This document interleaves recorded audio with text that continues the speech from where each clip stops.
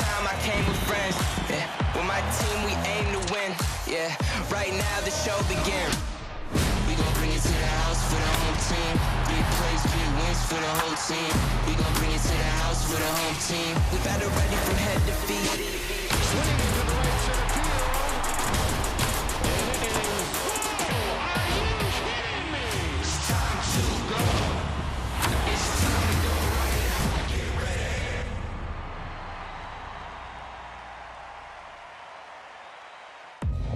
Well, it's supposed to be a scorcher in New York today. It has cooled off for perfect Friday baseball up here in the Bronx as we take you out to Yankee Stadium. The Yankees getting ready to host the Tigers, and the 99s pouring in tonight because it is Aaron Judge bobblehead giveaway. Welcome to Friday Night Baseball on Apple TV Plus, presented by Q Health. Melanie Newman, Chris Young, Hannah Kaiser will be joined by Brooke Fletcher momentarily. Now, this is a team that always plays the Yankees tough, but the Yankees have been on an absolute historic streak to start this year. You hear it a lot that this could be the year for them. See why this might actually be it. This may actually be it, and when you see the numbers that the Yankees are able to put together this season, a huge part of that is that right fielder in Aaron Judge. I mean, when he's on the field, a lot of people were concerned about his injury history. When he's on the field, he's a top 5 player in the game, no doubt. And every time we're talking about the Yankees, we're talking about how on fire Aaron Judge is. And you see he's on pace to hit 60 homers, so the fans, the players, everybody's watching him day in and day out to see if he can continue to ride this wave, stay on fire, make that same swing, and hit the ball out of the ballpark at a more consistent pace as probably anybody in the game ever. And when you see Judge and Stanton together in the same lineup, they're the true difference makers in this lineup. So Stanton being out with the injury right now is a little concerning because he needs to be in the lineup so you can continue have to pitch to Judge. And it's just ridiculous to see those numbers because we know there's a lot of big hitters also in that lineup, but they just make it even bigger. And Hannah, they're going against a guy, though, we keep hearing first ballot Hall of Famer, one of the last big hitters in the ball game, Miguel Cabrera. Yeah, we're certainly in the tail end of the future first ballot Hall of Famer's career, but that's allowed us to get to see things like this 3,000th hit and pay attention because he may be the last player for a long time to reach that milestone. We don't see pure hitters like Miguel Cabrera in the game so much anymore. And so even now that he's not a 40 home run guy, he's still found a way to contribute to the Tigers with that, that average, that sort of getting a hit. And you can see here that he's in some rarefied air with his 3,000 hits and 500 home runs. But around the clubhouse, guys say he's just one of the guys. He listens to salsa music, he watches funny videos before the game, and he loves to hype up his teammates. Well, and while he has been turning the tide again, a lot of offense that we're going to want to pay attention to tonight. Meanwhile, Brooke has got some stuff because the pitching isn't too shabby either. The Yankees are coming off that doubleheader yesterday, and they didn't have to rely heavily on their bullpen thanks to Nestor Cortez and Jameson Taillon going deep into their games. Not to mention Taillon was perfect through 7 innings. But if you take a look at the starting rotation as a whole, they're the best in the league. They have the highest wins above replacement and the second lowest ERA in the league. But not only have they been consistent and reliable, they've also been able to go deep into their games compared to most teams. The league is averaging barely above 5 innings per start, and they're at 6. But they also have had a solid bullpen, and you can attest that to their success as well. Aaron Boone was saying that, with that shortened spring training, they could really build the starting rotation up slowly because they could rely on their bullpen to carry a good amount of that weight. But now that they have lost some critical arms in that bullpen, he's so thankful that they have a starting rotation that can go deep into their games and really step up here, guys. Brooke, it is all the difference this year across the league when you look at how bad pitching is needed. You do it for that bullpen, you keep them fresh. We've got Garrett Cole taking on the Tigers when we come back on Friday Night Baseball.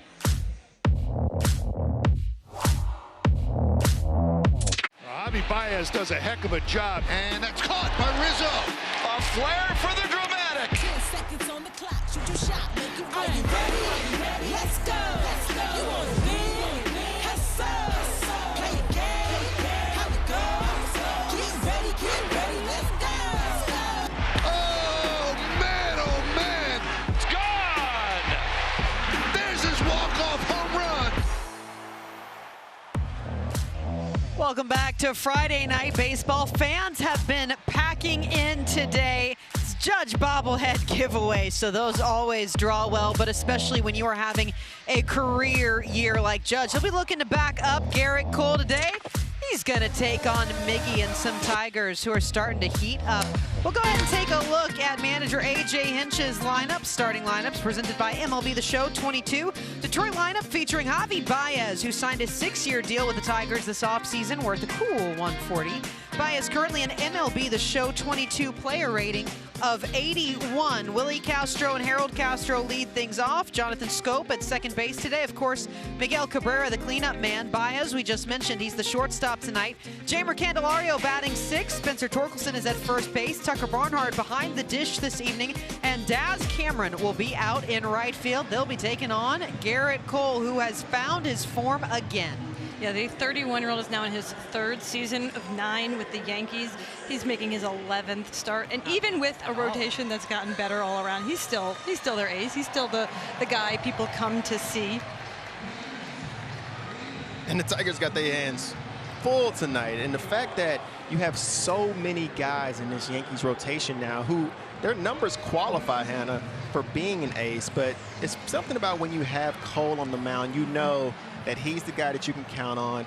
He can dominate a game at any given point. He has a power fastball, and he's a complete handful for this Tigers lineup. Yeah, we saw yesterday how good guys like Nestor Cortez are, and before the game he was saying about Cole, obviously he's very good, but what impresses me most is how he prepares every single day. Well, he's one of the most analytical pitchers in the game. He'll be throwing to one of the most analytical catchers in Jose Trevino as we come home to Willie Castro away at 7:08. You get it started with 97, you got to be feeling pretty good. You got to be feeling great, and I think that's the plan that you're going to see from these Tigers hitters today. When Cole is known to be one of the best strikeout pitchers in the game. I mean, he can strike you out with his four seam. He has the 2nd most in the league, right after Rodon.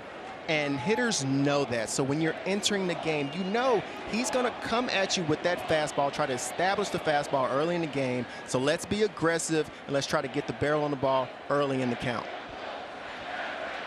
Taking on the center fielder, Willie Castro, switch hitter. In from the left side against the righty. Castro 0 for 4 his last game. He was hitting .292 on that nice little homestand the Tigers had, though. And again, hearing from them, things are trending upward in a year where they really should be about 500. And with Meadows out, Willie Castro showing his versatility, showing that he can move around the field, go to the outfield if he has to. He's playing center field tonight. So you take a guy who can play the infield and also has the versatility to go to the outfield. It'll get you a lot more at-bats throughout a season.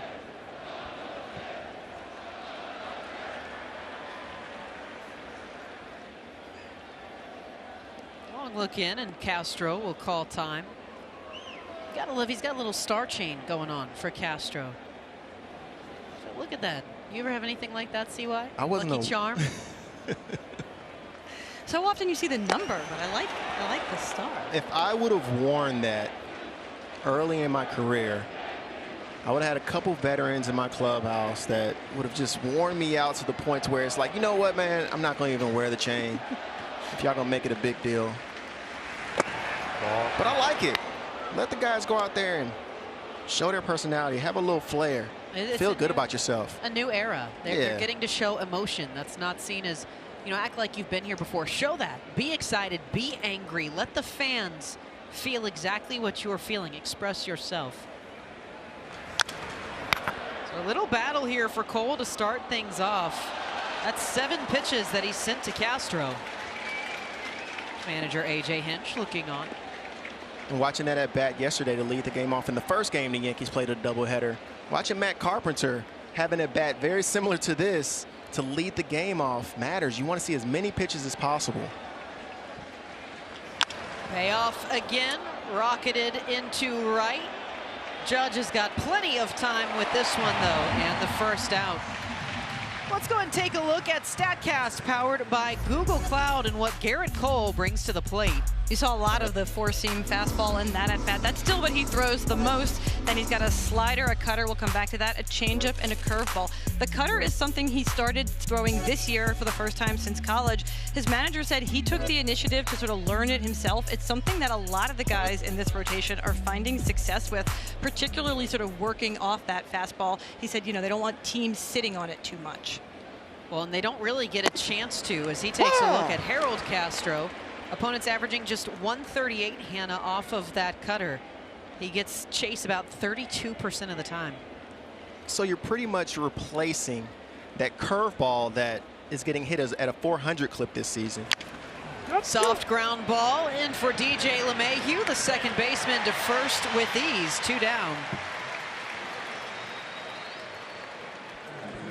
When you're looking at Garrett Cole coming off of one of his best starts against Tampa Bay, you got to talk strikeouts. Tonight's odds are courtesy of BetMGM. Garrett Cole over under 8.5 strikeouts. I don't know if the half is a drop strike there, how you want to rate that. Maybe he just works ahead, but odds again courtesy of BetMGM. And where are we taking here, over under, boys and girls? I mean, 8.5 is a big number, but that tells you how nasty Cole is if he has his stuff going. And he has the 5th most 10-plus strikeout games in Yankee history. So I think you can't just assume that he can't do that. He can do that if he gets hot today.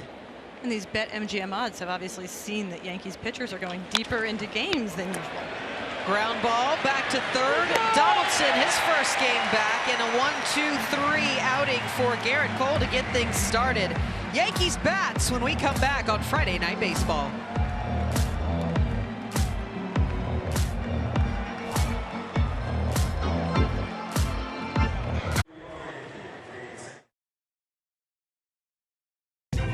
Bottom of the first, let's take a look at Aaron Boone's lineup this evening, presented by MLB The Show 22. New York lineup featuring Aaron Judge, the 4th highest wins above replacement among position players since 2017. An MLB The Show 22 player rating of 94. Might be the highest of the year. LeMahieu, Judge, and Rizzo. Donaldson, the cleanup man today. Andujar, Carpenter, Kiner Falefa, Trevino, and Hicks rounding it out for New York. And a new pitcher on the mound in many sense of the word, Elvin Rodriguez, as he gets a look at DJ LeMahieu. Second game in a row, Yankees facing a rookie starting pitcher after they had Reed Detmers with the Angels last night. And the word earlier was this was a kid who should have been in Double-A, and you were asking him to step up on the biggest stage tonight, a Friday night game in the Bronx. Making just his 3rd big league start. In fact, before the game, I was noticing some of the Yankees players were watching footage of his minor league starts because there's so little to go off of here in the majors. LeMahieu coming off of his 50th New York home run last night as he sends this into right field. Daz Cameron ranges in, and he's got it 1 down. Meanwhile, again for Elvin, take a look at his arsenal. StatCast powered by Google Cloud. Book still being built on him, but he's got a little bit of everything. Yeah, throws that four-seam, changeup, slider, curveball, and sinker. That four-seam fastball is interesting. It's only 93 miles an hour, but it has really high spin rate relative to its speed, which could make it play up a little bit. And talking to A.J. Hinch before the game, he said he's pretty much plays, I know what the numbers say, but he plays as a fastball, curveball guy. Fastball, curveball, fastball, slider, and he's going to be really effective, especially with this Yankees lineup, if he can keep the ball down in the zone, because when he gets elevated, he gets a lot of fly balls. And with the power that this Yankees offense has, fly balls are not going to work in his favor today. Spin rate on that fastball you just mentioned, he's in the 87th percentile for that. Meanwhile, Aaron Judge, a 1-2 count. He had a little split day yesterday, and I don't know if you ever had these doubleheader kind of days, CY. 2 for 4 in the first game, 0 for 3 last night. But again, this is a guy who's having a banner year as he heads into free agency. Having a banner year, and I think he continues to put pressure on the Yankees organization to show his value. And I think going into the season, 1-2, Judge. This one beats the infield, and he'll lead off his night. A 1-out single. So that's how you start the guy who found out earlier this morning he's the AL player this past month. Yeah, Elvin keeps the ball down with the breaking ball. This is a breaking ball at the knees. Stops Judge from being able to drive it out of the yard, but Judge still doing, being able to stay through the ball just good enough to hit it off the end of the bat and take his base hit to left center field. Judge aboard at first for Anthony Rizzo. And that's how you hit 300 right there, y'all. Being able to get those base hits when you need them on tough pitchers, pitches, and still being able to find a way to sneak a base hit in there. He is so far from feast or famine. Like most guys who can go out there and have the potential to hit 50 or 60 home runs, normally with those type of players, there's a lot of swing and miss potential, but Judge is not that guy. He's able to still have a small player's approach at the plate and find ways to get base hits when he needs them. Well, and that's why he doesn't slump that much. He gets hurt, and that's sort of the issue is when he's not in the lineup. But when he's in the lineup, he's sort of always on. Yeah. Well, and it's a perfect driving situation right now for Rizzo. He's brought 31 runs in this year, but of his 38 hits, 22 of them have been for extra bases. Elvin's going to have to get that last pitch called a strike all night long.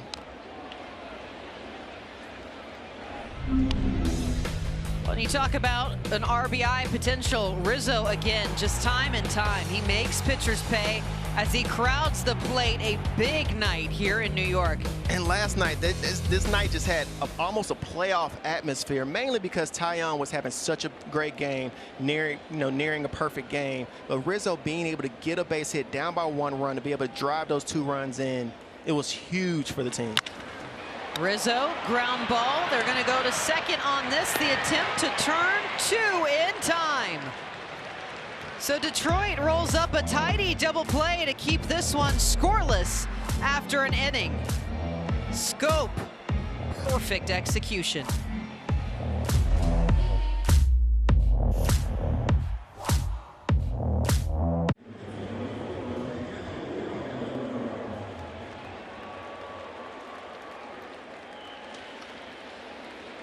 Second inning of Friday Night Baseball. Yankees taking on the Tigers. And Garrett Cole starts off the frame with the designated hitter, Miguel Cabrera. You may have heard of him.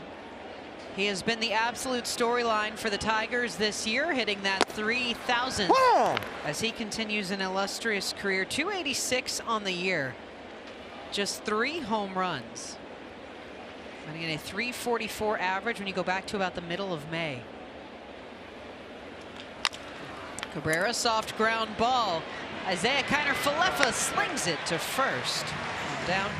Meanwhile, these two managers, they know each other way past the game itself right here. Brooke, you've got a little bit more on what these two guys have had about each other. Yeah, A.J. Hinch and Aaron Boone, I mean, they've made names for themselves here in baseball, but their relationship goes way back. In fact, back to 1991 when they were teammates on Team USA's 18 and under team. But during that time, A.J. actually received lessons from 7-time Gold Glove winner Bob Boone, who actually happens to be Aaron's dad. But their friendship extended past that. They went to rival colleges where, Boone went to USC and Hinch went to Stanford. But actually, when Boone was interviewing for this job here with the Yankees, he actually called A.J. Hinch up and wanted to get his advice because he respected his opinion so much. But it's really cool to see that these two guys have been able to stay in touch and have that mutual respect for one another after all these years. Yeah, it's been really something because you talk to managers across the league and, they've come to know others throughout, whether they were in the same organization at one point or it's just teams that match up a lot. But you actually have a almost childhood connection with each other at some point. And it's great when you're able to keep that connection pretty much throughout your entire professional career, to where Boone knew he could call AJ and get some advice, and they know they can still look out for each other. Although they went to rival schools, they still have that bond, and they're able to look out for each other. At Stanford, Hinch got a psychology degree, and I feel like you can kind of tell when you talk to him. I think you need that as a manager in today's game. They all should get psychology degrees. I agree completely. Because that's pretty much, Hannah, what managing is about these days. There's so much information coming from the front office that helps you make what in-game decision you're going to make. But you still have to manage those personalities, understand where guys are mentally, make sure they're in a good headspace to go out there and compete. Well, and we've got a little photo album of these two. Our great research crew pulling these ones out. 1993 to 96, A.J. Hinch at Stanford. 92 to 94, Aaron Boone, member of the USC Trojans. Thanks to both of those schools for providing the photos of these two. I'm sure A.J. is going to appreciate the fact that his photo was in black and white right there. Ground ball again. Rizzo underhands to Cole. A 7-pitch inning. All ground ball outs. Tigers held silent so far as we head to the bottom of the second. Elvin Rodriguez back out for Detroit when we return.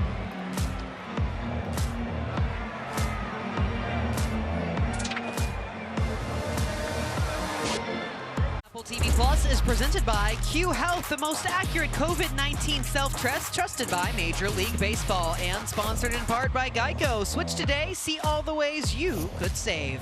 And by Mattress Firm, upgrade and save up to $400 on top-rated brands. Melanie Newman, Chris Young, Hannah Kaiser, Brooke Fletcher with you here. Yankees and Tigers facing off in the Bronx. Donaldson, Andujar, Carpenter due up against Elvin Rodriguez. His first game since May 22nd for Josh Donaldson. Dealing with some right shoulder issues. So he takes a strike from Rodriguez. He had been 11 of his last 35 prior to the hiatus.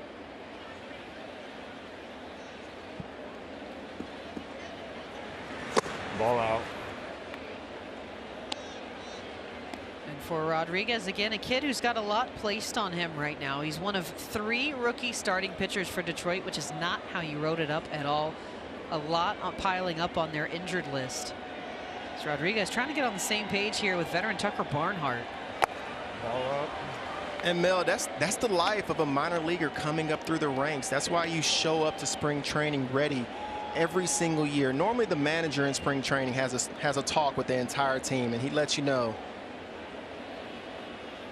hey, for all of the 40 or 50 guys that are in there in the locker room when you're having the spring training meeting, the manager lets you know, hey, any of you guys can get an opportunity this year. It doesn't matter if you're in single A or double A or triple A, whatever it may be. It all depends on who's hurt and who's ready and who's hot in the minor leagues at the right time. And although Elvin didn't have the best year in the minor leagues last year, he struggled a little bit. He's getting his opportunity right here in the big leagues and trying to take advantage of it. And a lot of those starting pitchers are going to be out for a while. You have Erod that's going to be back pretty soon, but everybody else is going to be out for a while, and you're going to need some of these young arms to step up. Well, he leads off the second, a walk to Josh Donaldson after the count runs full. It's shaking his head a little bit. Right here, this looks like a pretty good pitch. I have a feeling if Cole throws that same pitch tonight, he may get that call. I mean, when you're trying to execute a pitch right there, that's where you want to put it. Bottom corner, especially with a guy like Donaldson. He executes the pitch and doesn't get rewarded for it. And for Rodriguez, he knows there's a little bit of competition right now to be able to stay. As you mentioned, some of these guys get healthy again. First pitch for Miguel Andujar, floats out behind first base, right at the wall. Spencer Torkelson. How about the young first baseman?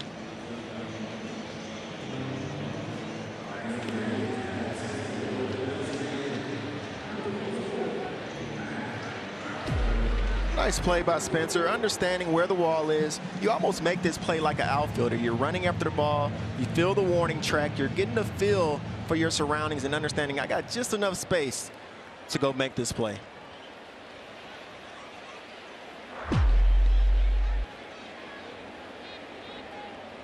So 1 out, a runner on for Matt Carpenter, who's been quite a surprise for the Yankees, and not just because of the mustache that has made its debut. Got a couple headlines as he clubs this first one out towards right field. It's heading back in front of the wall. There's 2 Tigers there. Willie Castro just feet shy, but the Tigers reel it in, and you know Rodriguez is feeling a little bit of relief on that one. Absolutely, especially with Carpenter. Every hit he has this season has been a home run. So when you see this ball off the bat, I mean, that's a fastball right down the middle.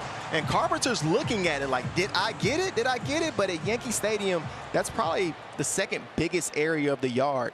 And over there in right center, you really have to get a little communication error right there with Willie and Daz, but Willie able to make the play. I thought for sure that was going out just because that's all he does. Matt Carpenter is just the 3rd Yankee all time to homer in his first 3 hits with the team. Kyle Higashioka, not playing today, but the catcher, another one. Meanwhile, another guy who's been a pretty steady hitter for the Yankees, a 6-game hit streak for Isaiah Kiner-Falefa. 266 on the year. He's reached safely in all but 8 games that he has started so far. As Rodriguez works ahead. That's a nice tight slider right there from Rodriguez. Being able to get that chase. I feel like he can go back to that if he wanted to. Oh, no. And he does, and he puts it in a great spot just off the plate. Try to see if you can get IKF to chase right there. They appealed to Adrian Johnson, first base umpire on that. Ryan Addington calling balls and strikes tonight.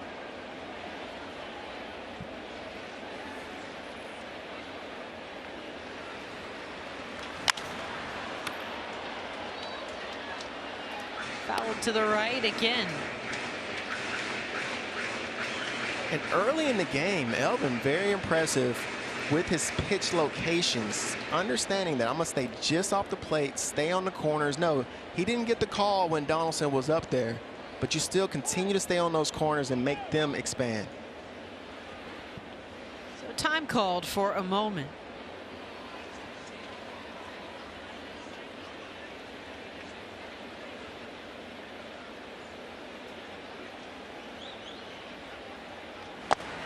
One, two, beautiful. Paint the corners, Elvin Rodriguez. He sits down IKF, and we're going to head to the 3rd scoreless. Right on the dot.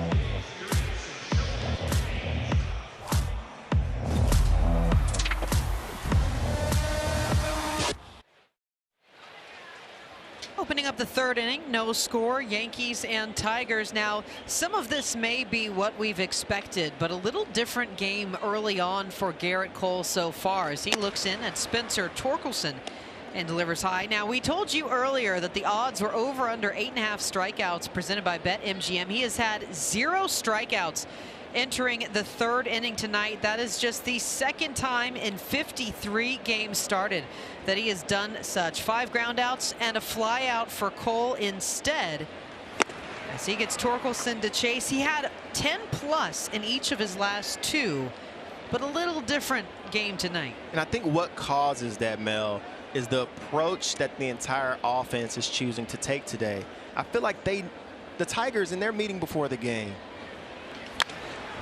they know these strikeout numbers. They know how dominant he is late in counts. So the only way to combat that is to go out there and say, hey, we're going to live or die early in the count. If he's going to pump strikes early in the count, why in the world would we sit around and wait for him to get ahead in the count just so he can knock us out later, and we're trying to get his pitch count up? Like, people do not do that anymore. Offenses do not worry about the pitch count anymore like they used to back in the days, because the bullpen is so nasty nowadays as well that there's no rush to get the starter out of the game. So let's go ahead and try to jump on him while we can and see if we can take advantage of some mistakes early in the count. He's got a 2-2 to Torkelson, who fouls this one off. He came in tonight 6th overall this year with 72. But again, Tigers putting up a tough fight. This is something that, again, doesn't really surprise anybody in the Detroit clubhouse, as they are slowly turning around the vibes. They went from a sub-meh situation coming in saying, well, maybe we'll win, and finally said, no, it's time we walk in acting like we're going to win every game. So a little Yankee mentality going on, because, you know, the crew across the field feels the exact same way. Yeah, at some point as a team, if you don't believe you're going to win, you're not going to go out there and win. So within the clubhouse, I don't know who it has to be, but you need somebody in the clubhouse that keeps the players fired up and allows them to understand, like, hey, we're still big league players.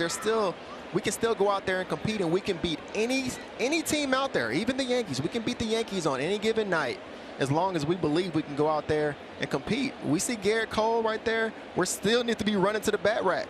We still need to be excited and aggressive to go out there and compete. Pirates just swept the Dodgers. Anything can happen. And absolutely. Torkelson strikes out. Meanwhile, we've got some updates. I think a red situation going on. LG, what you got around the league? Yeah, Mel, there's always a situation there in the Queen City Hitters Ballpark, and are we surprised that Juan Soto goes yard there for yet another bomb to make this thing a 5-2 game? Meanwhile, in the city of brotherly love, yeah, they added Schwarber for a reason because of why else? Schwarbombs. Yep, he goes yard for a solo shot to give the Phils a 1-0 lead. They're now at 4-0 in the second. Yeah, stay hot, Jays. How about this? Yeah, George Springer goes yard. The Jays now within 1 run in the top of the third, looking for 9 straight dubs, Mel. Yeah, LG, the Twins trying to make a little bit of a bounce back as they got roughed up by Detroit, but the Blue Jays finally coming into their own, what we thought they would be earlier on in the season. It's going to make an extremely interesting AL East for sure. Meanwhile, the switch hitting catcher Tucker Barnhart with an even count against Cole.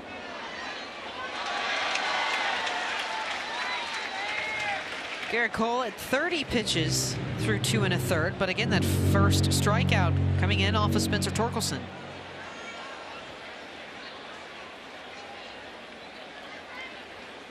Yeah, a little playoff action going. You love that when you've got multiple sports crossing over right now. NBA, NHL, baseball, back-to-back strikeouts. And what sets that strikeout up and what makes Cole so nasty right there is the introduction, like Hannah was talking about earlier, the introduction of that cutter. Right here with Barnhart, this is a 1-0 cutter where you're heated and ramped up for a fastball, and now he expands on that cutter, and then it opens up that slider as well to where you can't just go up there and look fastball, because now he also has a cut fastball that you have to make sure that has to start in the right place for you to be able to do anything with it. So a guy like Cole already throwing 98 and then mixing in a 92-mile-an-hour cutter, no matter if you're right-handed or left-handed, it's extremely tough to pick that spin up and be able to stay aggressive on him. Is this Cole locking in now that he's into the third, or is this Cole facing the bottom of the order? I think this is Cole locked in. At some point, I don't think it really matters who you're facing when you're Cole. When you're a dominant starting pitcher in today's game, if you have your stuff, I think your stuff can get out the best hitters in the game day in and day out, especially when you have the stuff that Cole features. Oh, my goodness. And if you're getting that, boy, ooh, you're in trouble tonight. You saw a rare shake there from Cole as well before he and Trevino agreed on the pitch. And this is something that these two have prided themselves on, is the work that they do as a pair. You usually don't see a lot of that. It's just show and go. Ball out.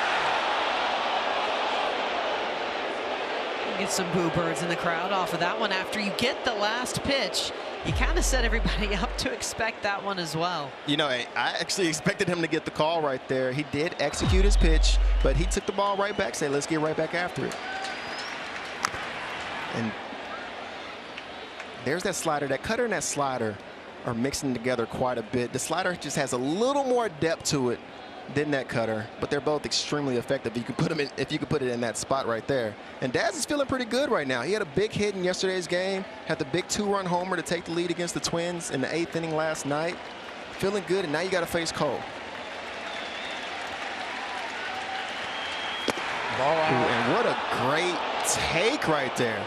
It's not too many guys right there that are able to take that pitch. So you don't know, did he just get locked up right there, or is he actually starting to see it? And now Cole has the ability just to attack the zone and trust his stuff. And this pitch is clearly off the plate. Great take. And young Daz Cameron just trying to find his way as he adjusts. You can't adjust to 99 up top, though. Garrett Cole strikes out the side. We head to the bottom of the third.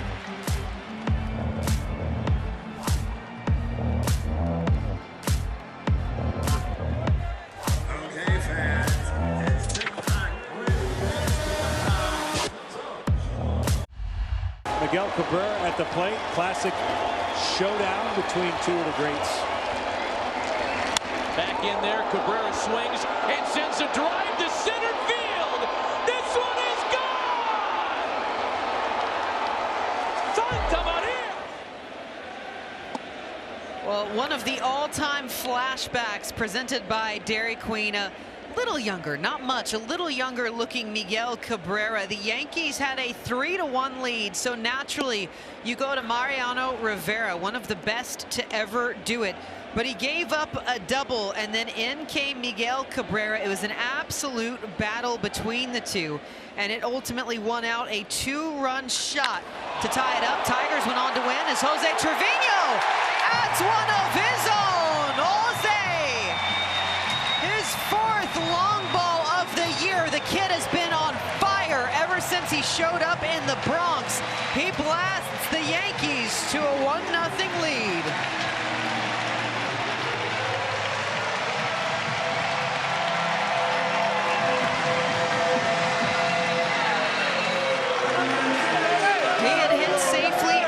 His last 9 games, a 438 clip, and he leads off the bottom of the 3rd with a bang. 405. And a lot of people worried about the catcher's offense after losing Sanchez and going with 2 defensive first catchers. You wonder what kind of offensive production these guys could contribute, and Trevino is showing that he can do damage with the bat. You continue to give him that opportunity, and he's going out there and showing it with his glove clearly, but having some big swings for the Yankees as well. So bring in Aaron Hicks, switch hitter, batting 9th, 107.7 off the bat for Trevino on that one. And Hicks would like to pick up his 2nd of the year as well. A guy who's still kind of trying to come back a little bit. You know, he's had a couple surgeries, and you can only imagine how tough that is trying to maintain being a switch hitter when things don't exactly feel right on one side or the other. He is. He's trying to find his way back with the team a little bit. I think sometimes the struggles of a player having, being known as the everyday center fielder, then you get injured and you come back and it's like, hey, what changed? Why am I, now having to play left field? Why am I playing center field sometimes? I'm starting to feel somewhat like a platoon player. So when you're a guy like Hicks, you're just trying to find that same swag back. You're trying to find your way, have a few big hits, because he's a great player. Hicks is a great player. But all he has to do is just stay healthy. You see the Yankees guys having some fun. Just got to stay healthy, get some consistent at-bats, kind of find that stroke back. Hicks keeps this one right within easy reach of the infield. But another look at this one, I mean, just clobbered by Trevino. Oh, and he loved it right there. Super balanced, able to drive that ball deep to left field. You can't do nothing but bat flip right there. That's sexy. It's sexy in slow-mo, too. Stays nice and short through the ball. I mean, that's the middle of the barrel right there. Long through it. That's a no-doubter, no matter what yard you're playing in. Yeah, the hit probability on that, according to our research tool, was 99%.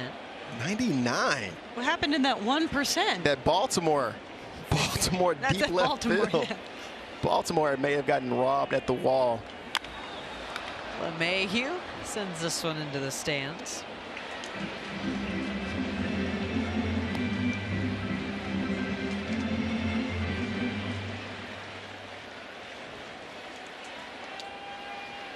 .328 on base clip for LeMahieu right now.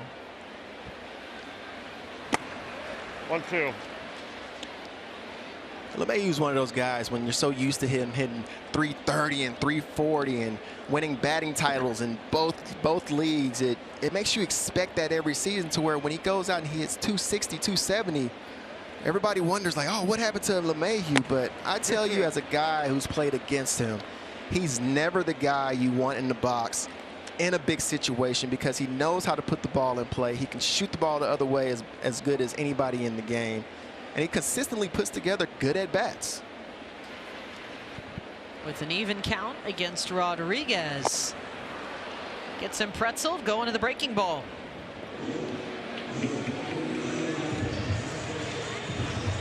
And Rodriguez likes that pitch. He say, hey, you know what? I executed that changeup perfectly. Right on right changeups, you don't see as often, but they're extremely effective when you're able to locate them like that. Start them on the inner half of the plate and kind of let them just die in to make the righty swing over it. So Rodriguez, second strikeout of the night, but you got the big one now in Aaron Judge. And that's, if you're Rodriguez, exactly where you want to live. That south end of the zone, it's tough for Judge to get there. He's one of only 3 guys in the league this year to lead a team in home runs and RBI. And again, just having a career performance. Only player in the American League in the top 10 in all 3 Triple Crown categories as well. When you heard when he came to bat, the fans chanting MVP already. We're barely past Memorial Day.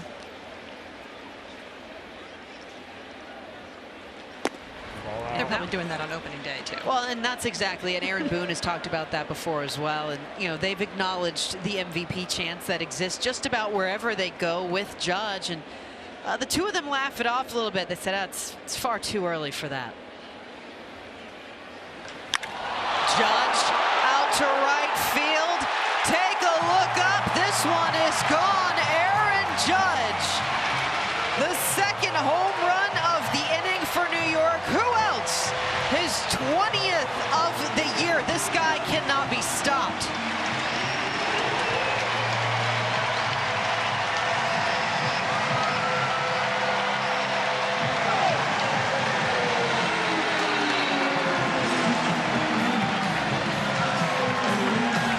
We've been talking about it all day. If you want to get Judge out, you better stay down in the zone. Elvin leaves a fastball up the top of the zone, and Judge just absolutely pummels this ball. Oh, baseball has to be so fun for Aaron Judge right now. He's batting .349 off of righties. He's now 2 for 2 today, coming off of, again, his 3rd career Player of the Month nod. And coming into tonight, he was already on pace for 60 home runs. And I can't do the calculation quite quickly enough, but I'm not sure where that puts him now. Something over 60. I love it when in Yankees. That's the one thing I really love. One of the many things I really love about Yankees fans. I mean, we're sitting here in the bottom of the 3rd inning, and Aaron Judge can hit a home run to make the game, 2-0, and you're getting MVP chance. A borderline curtain call just happened right now for everybody at home. 2 outs for Anthony Rizzo. And, it was interesting getting to talk to A.J. Hinch about that earlier as well, because he said this was the ballpark where you got that first taste of, oh, it's the big leagues now. You hear the chants, the boos, you get a little bit of everything, but you definitely hear it. Rizzo, ground ball. Scope playing back for 3, but the Yankees, 2 home runs. Aaron Judge, Jose Trevino, they're sending them out to all sides tonight. 2-0 New York.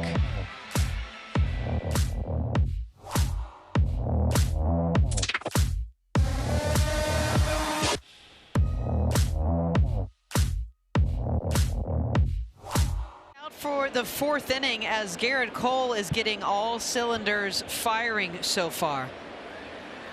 And again, just a performance like no other from the Yankees as of late. Tyone, 7 perfect innings last night. Cole threw 3 so far. And he'll go back to the top of the lineup with Willie Castro. He finally won out a battle, got him to fly out in the 1st. And it seemed like this Yankees starting staff is continuing to try to push each other. And Cole, what he's done so well today, actually, he's just pounded the zone. And he's getting early outs. Yes, every pitcher wants to strike out. Don't get me wrong. He has 3 of those tonight already. But you're trying to continue to pound the zone and trust your stuff. Ball. And get early outs. That's how you go complete games. I'm not calling it this early, but Cole looks really good on the mound tonight. That was StatCast, powered by Google Cloud. And see, what you mentioned how, right, they're pushing each other to be better. And that was something Nestor Cortez was talking about earlier when I checked in with him. He said, I don't have a lot of experience in a rotation, but he said, I think it's really unique what we have here, where guys are talking pitching all the time. They're talking pitching in every game they're watching, and they're obviously, the cutter is all over the rotation. They're showing each other their grips, all that kind of stuff. They're great pitchers, but they're making each other better by being in the same rotation.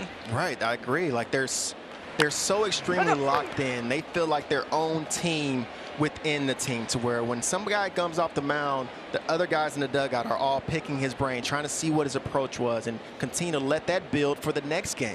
And Boone has a great a great rotation to work with. When you have, I mean, this is real old school. You have 5 guys in your rotation that all want to go 7 innings. And another strikeout for Garrett Cole. That is 4 straight. He is absolutely locked in. Brooke Fletcher had more on what's going on with Cole with manager Aaron Boone. I thought he really settled in that last inning with his delivery, and he really started executing some really good pitches, getting the strikeout ball going. But he, like the rest of the guys, throwing the ball really well right now.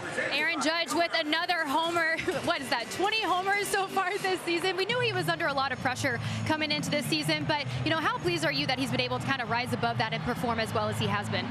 Pleased, but not surprised. He's a great player, a great teammate, and all he wants to do is win. All right, thank you so much.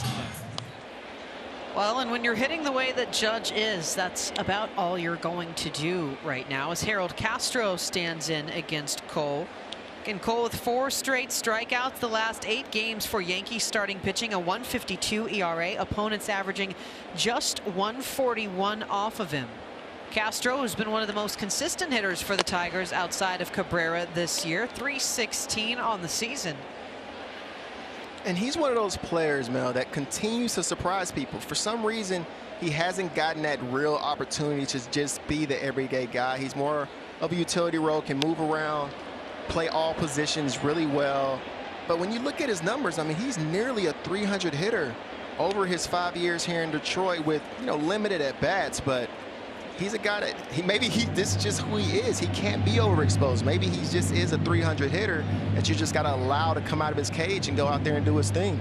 Hitting Harold. That's what they call him. Hitting Harold. I like that. That's what they really do call him.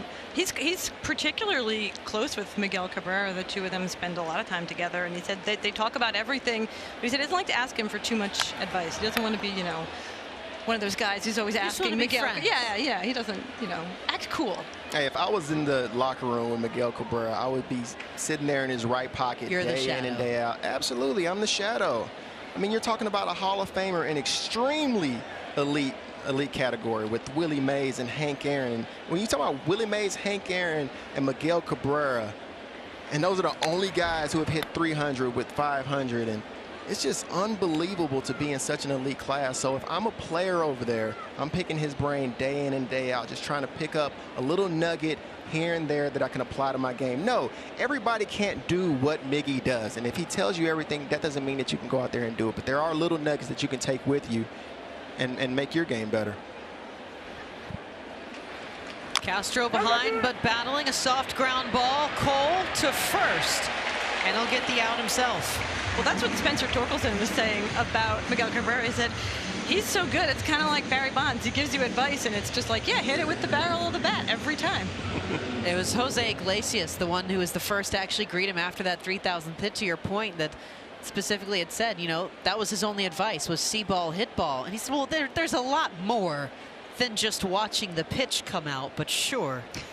And that's where you see, though, you've watched guys like Mark McGwire, who they've tried to instruct younger classes of hitters in the years since, and it's just hard for them because they can't translate other than you just do it. I don't know, you inhale, you exhale, and you hit the ball. But that's what makes those players so great, is that is all they are thinking about. The majority of players in the league, 95% of players in the league, we're not just thinking see ball, hit ball. We're thinking about mechanics. We're thinking about Jonathan Scope also right back to Garrett Cole. He doesn't even have to move before he throws this one to first. Another 1, 2, 3 inning. Cole gets 2 of the outs himself. We head to the bottom of the 4th.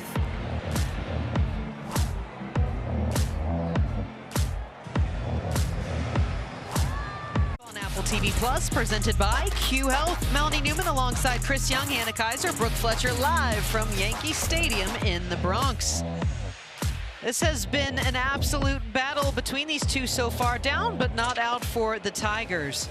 And for Elvin Rodriguez, he'll get Donaldson, Andujar, and Carpenter to start the bottom of the 4th. The rookie pitcher holding his own, just 2 solo home runs, and getting to talk to some guys around the league who have been in for a while as starting pitchers. They said the solo ones you don't think about. If you're if you've got the right mindset, it's just eyewash. You go to the next guy. One run isn't really going to kill you, but it's making sure from this point forward, we mentioned this earlier, keeping it in and down. That's going to be a huge amount of support for him. Yeah, it's all about damage control, and Elvin's doing a great job tonight. Yeah, everybody knows solo home runs normally don't kill you, but when you have Garrett Cole on the mound and he's pitching like he does, you know that every run in this game actually does matter, especially when Cole has his good stuff going tonight. We got Donaldson, who gave up a full count walk to start the second. Ultimately got out of it. Ground ball, bouncer back to Jamer Candelario to first in time. And speaking of Elvin Rodriguez, Brooke Fletcher joined A.J. Hinch just moments ago about what he's got to do the rest of this game. Yeah, you got to get into good counts. I mean, both of those homers were in bad counts. One to Trevino 2-0, one to Judge 2-1. Predictable fastball counts, home runs. So if we get into better counts, he's been in control of the at-bats. And then on the other side, I mean, you knew it was going to be a tall task going up against Garrett Cole, but what adjustments do you need to make at the plate in order to get some runs here? Yeah, so against a guy like Garrett, you got to just hang in there as long as you can. When he's got good stuff like he does tonight, you battle, you try to take advantage of any opportunity. But we have to put some stress on him for him to get him uncomfortable. All right, thank you so much. So a little bit of what we mentioned as he's facing Miguel Andujar, gets him to chase, and it's so easy to say, well, this is what he has to do. But again, this was a kid who was expected to be in Double-A Erie right now, not here on the big stage on a Friday night, facing somebody like Andujar, who, by the way, is also trying to prove that he can hang on this roster and has done a pretty decent job of it so far. Yeah, coming out the gate over in 2018, I mean, this guy was runner-up to NAL Rookie of the Year to Shohei Ohtani. And then after that, some injuries hit him, a little ineffective. He's hit 234 since and trying to find that stroke back and trying to earn that opportunity back to become a more regular player in this Yankee lineup. He's had 10 hits in his last 34 appearances. He lined out first pitch he saw in the second.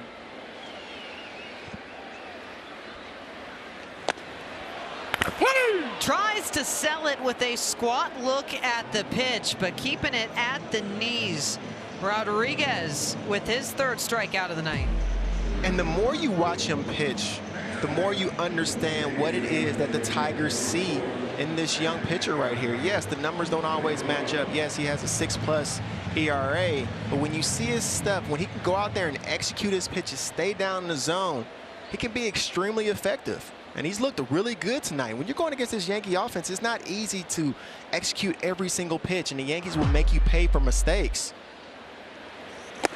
But he's throwing a really good game right now. He and Cole are dead even in whiff rate against these two lineups as Matt Carpenter digs in at 20%. He's had strikeouts on the slider, changeup, and fastball so far this evening.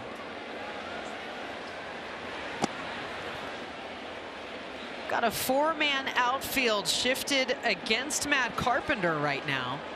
This is something you might not be seeing in all too long. And this basically is the Tigers saying, hey, you know what? If you want to go ahead and try to get a bunt down, go ahead and try to take your bunt. You got Kiner for left on deck. He's not necessarily a home run threat, but it works out right here. There is nobody on the left side of the infield for Carpenter. We just mentioned the shift, and a perfectly placed bunt with 2 outs. Flirts with the chalk, takes a good hop, and Carpenter is aboard at first. And I understand the analytics, Mel, and I understand why teams do this, but it almost seems like a slap in the face when you're the hitter. You say, you're just going to leave the entire left side of the field open. I can turn and square extremely early and treat it like a sacrifice bunt. And he was borderline trying to bunt a double, trying to get a bunt double right there. He bunts it hard. Just make sure you keep it fair, and it's a base hit every single time and keeps the line moving. Carpenter aboard for Isaiah Kiner-Falefa. Falefa out to left field, down for a base hit. Harold Castro's going to have to track this one down as Carpenter cuts in for third, a sliding stop, and And a double for Isaiah Kiner-Falefa. Puts runners at second and third. Some two-out cooking for the Yankees. That's a situation you just give up a free base hit to Carpenter, and this could end up opening the floodgates for you. Kiner-Falefa doing a great job getting a base hit right there. Trevino fresh off a home run his last at bat. And this is all created because you were concerned about Carpenter, you know, so much to where you go four-man outfield, and he's not, as of right now, he's not that much of an offensive threat to where you need to do these extreme shifts. Just play straight up and see what happens. It'll bring a mound visit now for the Tigers. He tried to slow the game down for Elvin Rodriguez a little bit. Carpenter and Kiner-Falefa aboard, and they're bringing up Jose Trevino already with a home run tonight. A .366 average when runners are aboard this year. So Trevino with a long exhale as Chris Fetter departs the Tigers.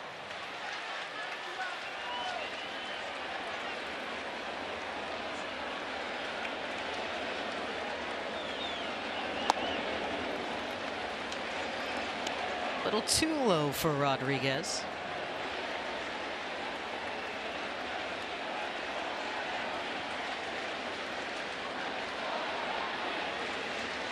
He's boosted his average to 411. 1-0.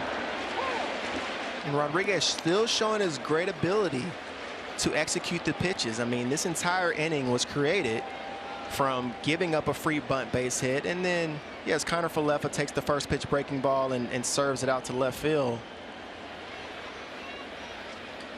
But the pitcher really didn't have to make too many mistakes to create this big situation with two runners on and two outs.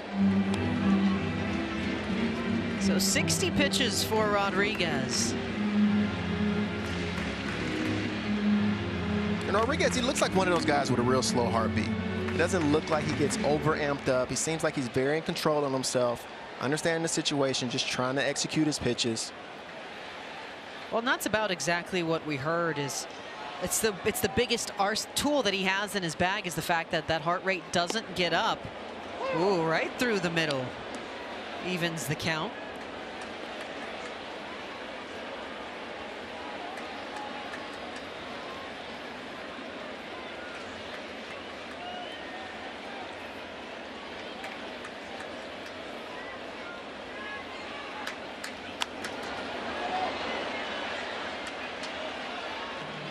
Well, you take a look again at what he was able to do leading off the third inning. It was all power for Jose Trevino to get the Yankees scoring started. Again, the 2-0 is two solo shots, Trevino and Judge.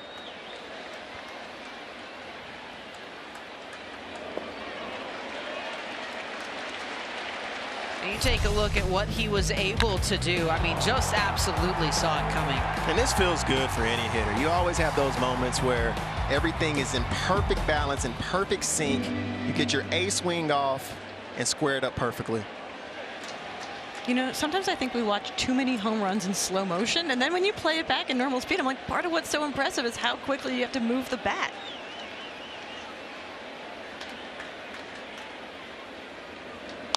Payoff. Trevino's going to keep battling here, as that's the 64th. The highest that Rodriguez has gone this year is 75. So we'll see how much A.J. Hinch is able to get out of him. As you know, the deeper he goes here, you're just going to be helping out that bullpen through a tough series. Hey, Trevino being able to battle off that 3-2 breaking ball earns him one more swipe at it, one more pitch at it, to hope that Rodriguez makes a mistake right here. Trevino, shallow center field, brings in Willie Castro. He misplays the ball. One run comes home. Isaiah Kiner-Falefa is right behind him.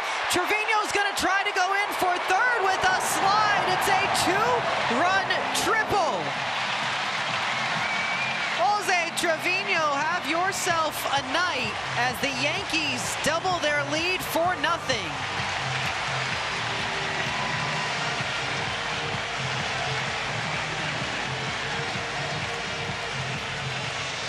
this is what could happen when you shift to the outfield.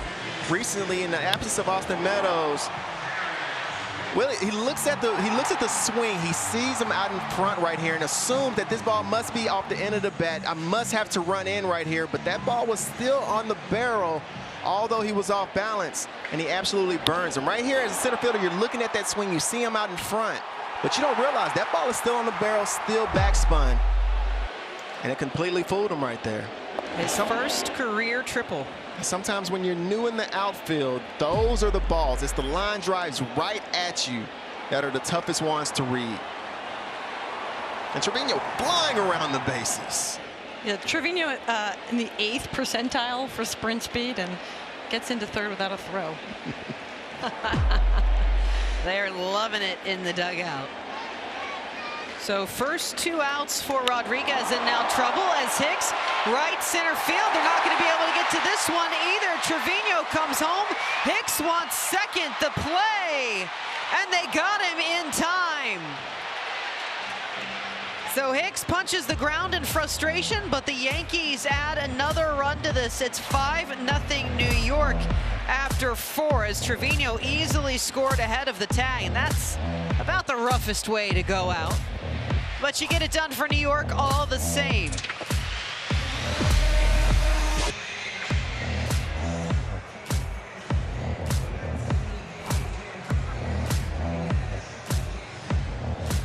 For New York, as it's a tough time to beat Willie Castro. 7 games, but just his 5th start out in center field, and you get a little misplay there, and the biggest thing you can do in this game is you don't let that live with you, because it always seems you get the one weird play, whether it's an error or not, and everything else starts coming towards you the rest of the game. You've got to be able to wipe it clean, come in with your head clear, and especially given the fact that he's probably going to be back out on the field before he has another at bat.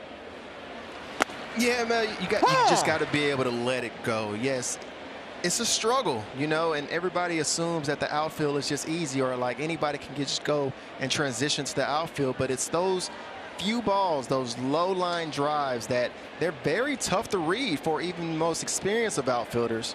So when you have somebody who isn't as experienced, you have those plays from time to time, but he's not looking for that excuse. He's coming in extremely frustrated. He wants to make that play for his pitcher, and he's disappointed, but you got to be able to let it go. You'll probably be back out there tomorrow night. There's his teammate in left, Harold. Chase there for Cabrera, evens the count. Garrett Cole, meanwhile, he keeps that clock going in his head. Loves getting some run support, but if the inning might take a little long, that internal clock of I need to be on the mound now and I need to start shoving these baseballs kind of kicks in a little bit as Cabrera just sends this one foul, and he came running back out. He was ready to get the inning going. We don't need the inning break. I got this. And Cabrera met him right there, was already ready to go out the top step of the dugout. Okay, we'll get the inning started. And I love watching this battle between Miggy and Cole and seeing the adjustments that Miggy will make from his first at bat. He had to ground out the short his first at bat, and trying to make adjustments to see, especially with that cutter and that slider that Cole is throwing, trying to see where does this pitch need to start for it to be a good pitch to hit. And you seeing Miggy saying, man, that pitch is nasty right there. And when Miggy's saying that, a lot of times he's trying to set you up. He's trying to set you up to throw it again, because now he has his timing and his eye on it. Like a pool shark. He is. A lot of cat and mouse going on around here. So you see him battling that fastball off.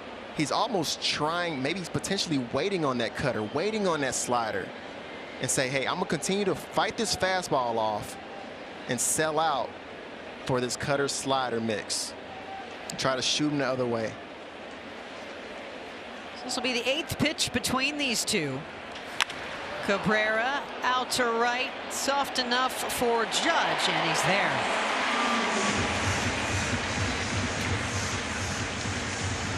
And it's almost like Cole saw the energy that Miggy was bringing, saw that he was late on that fastball and borderline waiting on that cutter.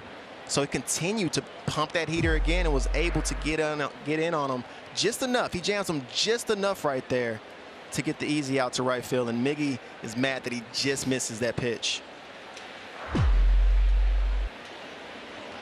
So he'll be back in the dugout talking about how nasty it is. Meanwhile, Javier Baez stands in. Baez batting just 197 on the year, but you can already see how much more beneficial it is for him to have come to Detroit. And I think a little peek behind that fourth wall there to get a chance to talk about Baez and his personality, and the fact that he was in New York and it was loud, and you saw some of the pushback as he was trying to deal with this. But ultimately, he's a guy that doesn't want the spotlight, and it fit well for him to be with the Cubs because there were so many other big names to share that. So he goes to a little bit of a smaller market in Detroit. This is such an easier home for him to claim. It is, but at the same time, when you're grinding, he's just coming fresh off 2 days off in a row with him and AJ talking about it and trying to find that stroke again. And watching him in BP, he just continued to try to shoot the ball to right, work on hitting singles the other way. Although in his mind, he's still trying to drive the ball, but he needs to drive it to the right side of the field to try to control his chase rate, because he's just swinging way too much out of the zone right now, chasing the slider down off the plate as much as anybody in baseball right now. And sometimes you just have to back that pitch up, continue to stay aggressive. But you see him right there expanding on that slider down and away, just trying to put the bat on the ball and running himself into outs over and over again. So a ground out for Baez as he makes his way back to the dugout. He's got some bling going on too. He does. And sometimes swag. It's tough with the player. Like, you get a couple days off in a row, and now after a couple days off, now you have to face Garrett Cole. It's just, sometimes you be like, man, maybe I should have taken 1 day off and came in against Chris Archer last night. It's 2 outs here for Jeimer Candelario. And to his credit, you know, he was given the option. I loved getting that insight about, you know, how would we like to construct your day off? Because it was said he wasn't having fun anymore. And if you're not having fun in this game, we've got to get that mindset right. And so AJ Hinch even said, I was a little surprised. He said, yeah, I'm going to be in the lineup today. He said, okay, against Cole. And it was to your point. You didn't want Archer. You're going to, okay, well, we'll do it. And I think every player knows, every player that can attest to this, it's not fun struggling. And it is what it is. When you say, hey, are you having fun out there? You know what's fun? Hitting. Hitting is fun. You know what's fun for a team? Winning. Winning is fun. So when you run across teams who aren't winning, they're just simply not having that much fun. It's tough to have fun. If you were having that much fun struggling or not winning, maybe you're in the wrong business. Candelario skies this one out behind third. They'll give it a look into the stands.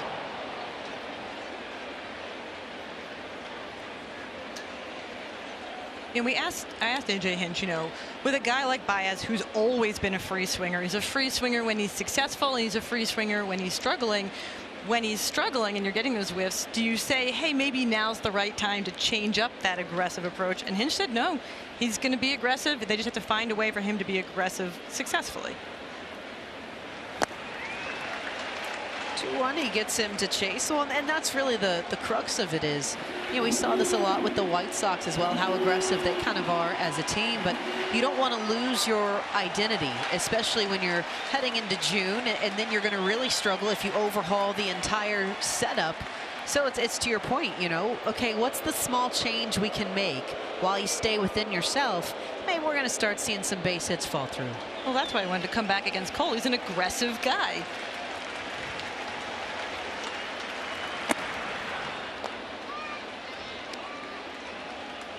Cole with a full count here, his 4th of the evening. But again, has yet to allow a hit. He had 4 straight strikeouts. He's gotten 3 ground outs and a fly out since. Payoff and another foul ball.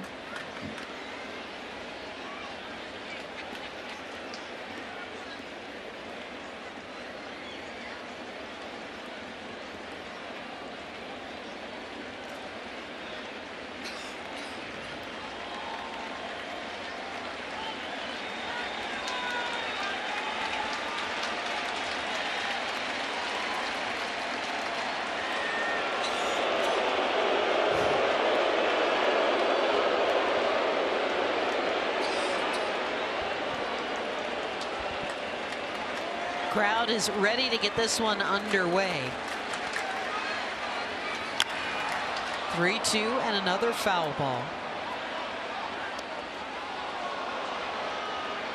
Sun fading into cotton candy skies overhead. It has been a beautiful night to kick off this series, as Cole once again gets ready for his 8th pitch of the at-bat. I mean, you can't ask for a better way to start June. Payoff again, and Cole at 99, his 5th strikeout. Another clean inning. We are halfway home. Yankees a 5-0 lead.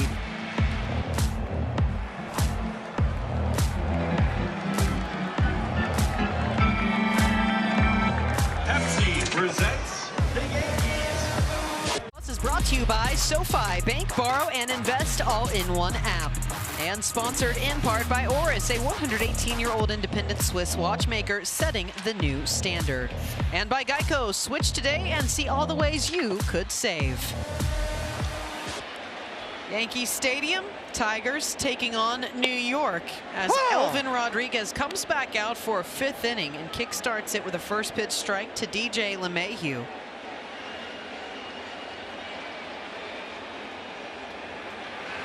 Ball out. And I like this move by AJ right here. Let the young pitcher come back out, see what he's made of. He's had some extremely tough luck today. I think his stat line doesn't match up with how well he's pitching tonight. But allow your young pitcher to go out there and continue to work on his craft, see what he can do after getting punched a couple times, and see if he can fight back and show what he's made of, show that grit. Well, and it's 2 different scenarios, but this is where we hear the difference in the eye test versus all of the numbers that we see across the game. So 1-2 to LeMahieu outside, and we heard this from Aaron Boone about Garrett Cole was, you know, his first couple of starts, the numbers weren't good, but the stuff was good. He looked good. And for Elvin Rodriguez, exactly what you were saying. You know, the numbers haven't really backed him up so far. You've got 5 runs on the board, but you get exactly why he's been hanging around and why he got a chance to come up to the big leagues. I mean, the Yankees hitters do not look extremely comfortable in the box. Yes, you have the 2 solo homers, but other than that, it wasn't really hard hit balls that costed him right there. You had the out in front slider that Willie Castro got fooled on. You have the bunt base hit. You have the jam base hit to left field. Next thing you know, you put up 3 extra runs and it's 5-0. You're sitting with a 7.5 ERA. And it looks like you're not doing a good job, but when you're watching him pitch and watching the Yankees hitters react to his pitches, I feel like this young man has a bright future.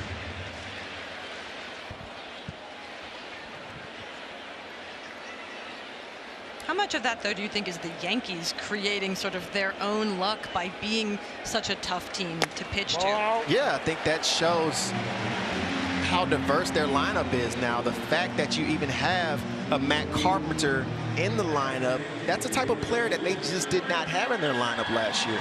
The type of player who can take his bunt base hit and keep the line moving to get the big boppers to the plate. Speaking of big boppers, this guy, you just literally cannot miss over the dish. And you see every time somebody's making a mistake, Judge is making you pay. We were very early in the season, already with 20 homers, hitting them all over the field. And I think he's up there literally making the same swing time and time again. It's just a matter of if the ball gets in the way or not, because literally every swing he makes looks like it could be a home run. Well, that spray chart was StatCast powered by Google Cloud. He's going to add to the spray chart here with a single right up the middle and a walk and a hit starting the 5th for New York.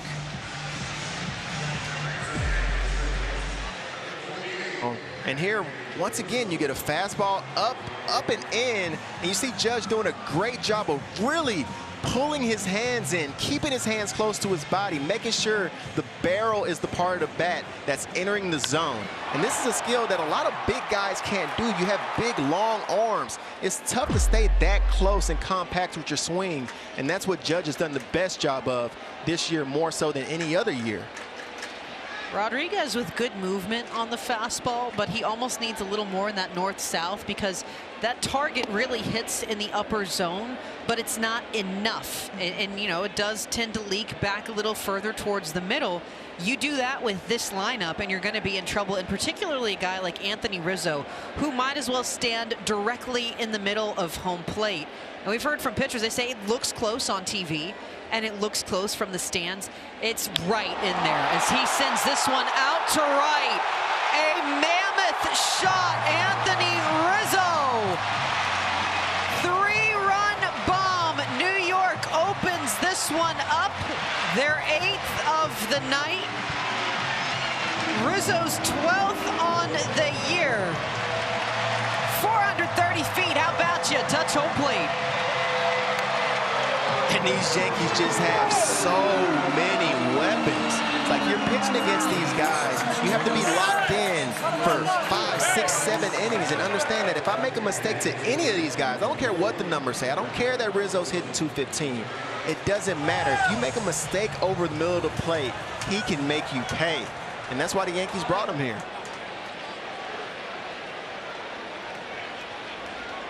So the base is clear for Josh Donaldson. And he comes out first pitch swinging. And you like this here from Rodriguez, and I'll say that. As you take another look at this home run, I mean, just drilled. I mean, that is a fastball, middle. I mean, you can't get a better pitch to hit right there, and Rizzo was all over it. Ties for Rizzo's longest shot of the year, again at 430 feet. You start seeing a lot of these pitches that Elvin's throwing now. He's starting to miss over the plate. In the first couple innings, he was staying on the corners. He was trying to get the Yankees hitters to expand their zone, and he had some success in the first couple innings, not giving up any runs. And then when you get to the point where it's like, you know, I'm going to go ahead and attack and make these guys hurt me on their own, hey, if you do that, they're going to hurt you. Rodriguez ahead of Donaldson, and he gets him with the sword down to a knee. So his first out comes on the strikeout. And see what you mentioned, the Yankees feeling like they needed to diversify their types of hitters. Rizzo's an example of that with that lefty bat. Sort of coming out of last year, there were a lot of things they knew they needed to change up their sort of handedness, their defense, their speed and base running. And a lot of the moves they made in the offseason were to address those things. They wanted, you know, to plug the areas that they were weak, even in a season in which they made the postseason. Right. Whoa! Miguel Andujar 0 for 2 takes a first pitch strike. And for Rodriguez, he's not looking at the dugout at all. It's not a come and get me. He is locked in on the next batter. Ooh, inside call. When you're watching the umpire zone tonight, both sides are getting some pitches slightly off the plate. And this is an opportunity when you're a veteran pitcher, you recognize that. 0-2, chopper back up the middle, sliding stop, and it bounced. Doesn't get there in time. Javier Baez trying to come up with a web gem of a play. Even when he is struggling at the plate, Baez is still the most entertaining fielder. He's right here with Andujar running. You know you have to field it and get rid of it extremely quickly, and Baez does that. Torkelson not able to come up with the one hopper right here. But what a beautiful play like by Baez, being able to make that transfer all in one move, being able to get it out of your glove, make the throw all in one consistent move. And if Torkelson was able to field it, I think they would have had Andujar. It'll go in the books as a hit for Andujar. Matt Carpenter with a 2-out bunt single that got things started in the 4th inning for New York. A double and a triple for a 3-run frame. They've had another 3 in this inning thanks to the home run. New York 11 long balls in their last 5 games. What it'd be nice to see for Carpenter would be a nice base hit right back up the middle. You force the defense to move, and now, you know, yeah, no, you don't have that same bunt opportunity, but now the middle of the field opens up for you a little bit more. You can see the shift there for Carpenter.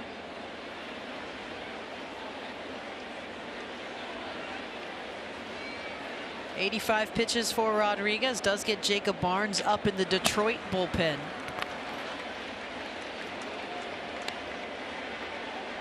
And that's been really the big plus for the Tigers throughout some of their struggles, is the relievers have been absolute shutdown for them. Yeah, they have the second best bullpen ERA behind the Astros and ahead of the Yankees at third. So when that's the case, you just need your starters to get you to the 5th or 6th inning or so. It's where you're not pitching meaningless, somewhat meaningless innings. Well, the other thing you need is for your offense to get you some runs. Very true. Very true. They haven't. The Tigers bullpen hasn't allowed a run in 16 innings. Matt Carpenter, it's high out to right. Is it a fair ball? Home run!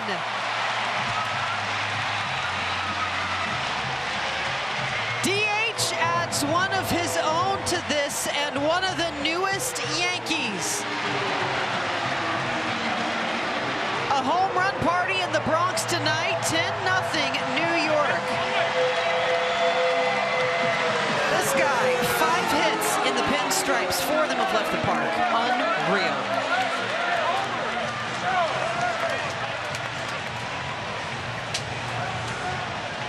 It's a shame he had that single. Otherwise, he would have been 4 home runs for his first 4 hits. He's not making the stats that way. Meanwhile, for Elvin Rodriguez, you loved seeing him come back out for the 5th, but leaving under tough circumstances here. A.J. Hinch is going to go to the Tigers bullpen. Yankees by 10 in the 5th on Friday Night Baseball.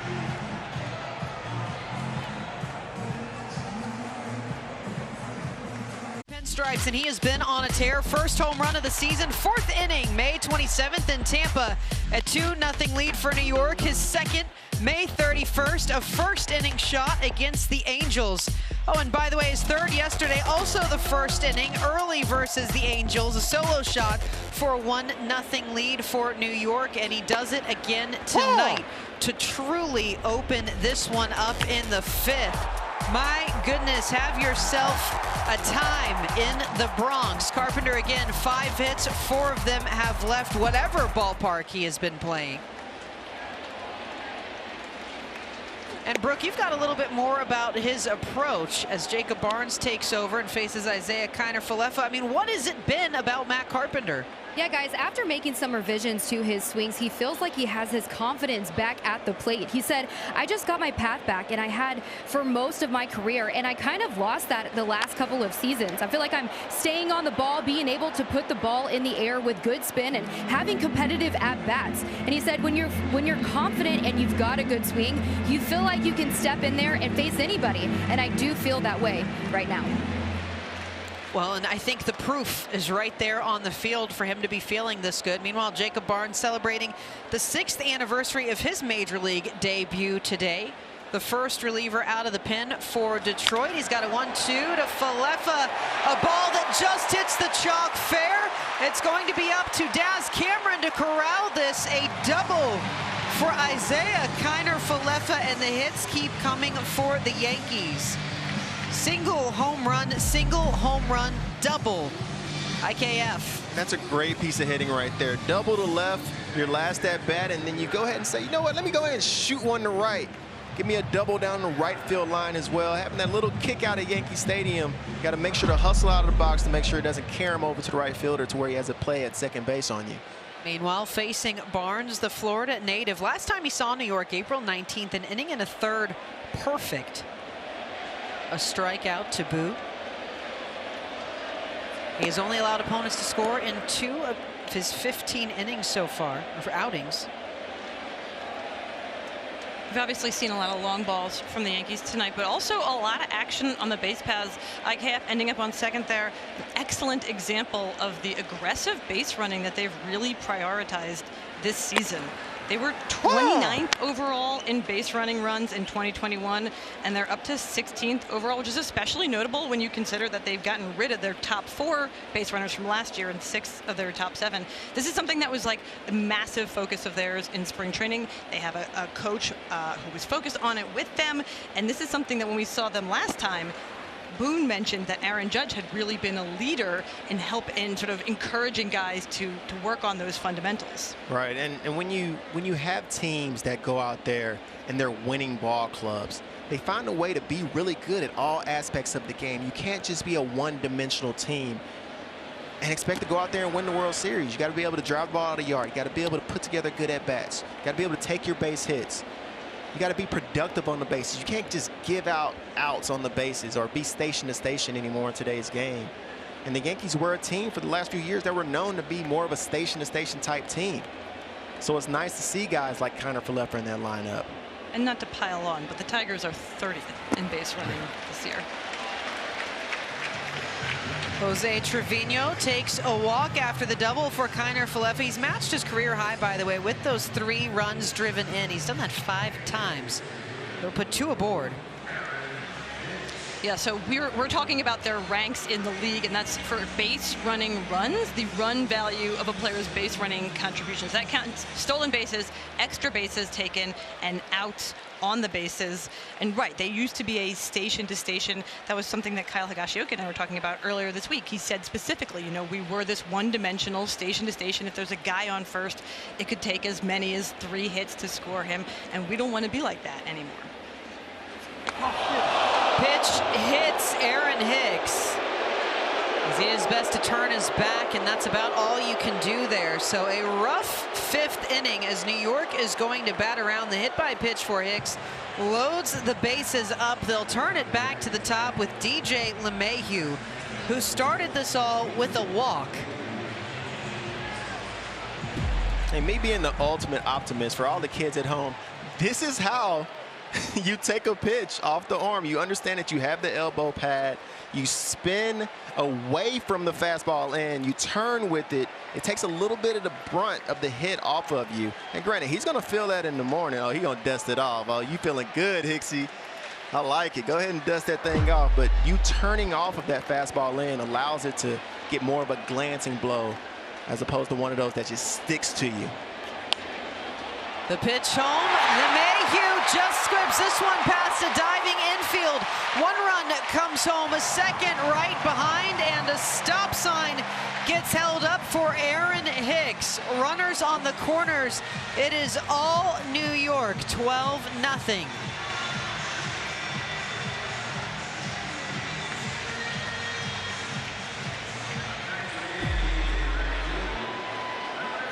And this has turned into one of those good old-fashioned whoopings right here. Every time the Tigers come over the middle of the plate, I mean, the Yankees just find ways to get the barrel on the ball.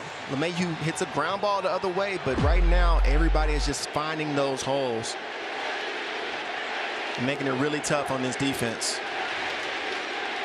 And look there at Spencer Torkelson, who initially had the dive for that play. 1 out, 2 aboard for Aaron Judge.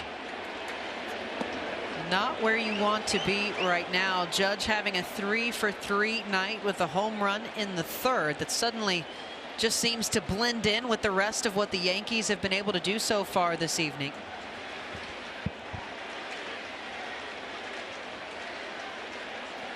And Judge feeling really good in the plate at the plate right now. Barnes with the 4-seam cutter slider mix.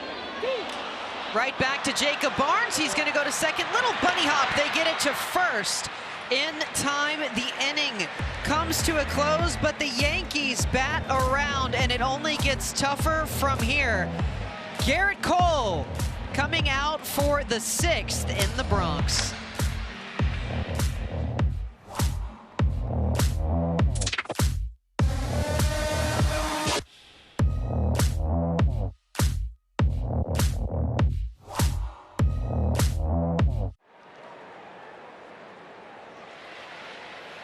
Sixth inning, and back out comes Garrett Cole, and you talk about some run support. Not only has he had 5 perfect innings so far, but the Yankees have piled on 12 runs in this one, 7 in the bottom of the 5th. Cole gets Torkelson, Barnhart, and Daz Cameron this inning as he comes home to Torkelson with a strike. And for Torkelson, tried to lay out to prevent some more Yankees runs in that frame, and this is just one of those situations you're going to cut your teeth. You're going to cut them a little quicker when you do go into the AL East and you're playing in a ballpark such as this. But it was also another point, too, for A.J. Hinch. She said, look across the league right now. We've got a lot of young those big first-round talent that are coming up. Torkelson close friends with guys like Adley Rutschman. He's getting to know Julio Rodriguez as well, Baltimore, Seattle, respectively. But they talk all the time, and they talk about the fact they're all kind of failing together right now as they figure out how to adjust to Major League Baseball.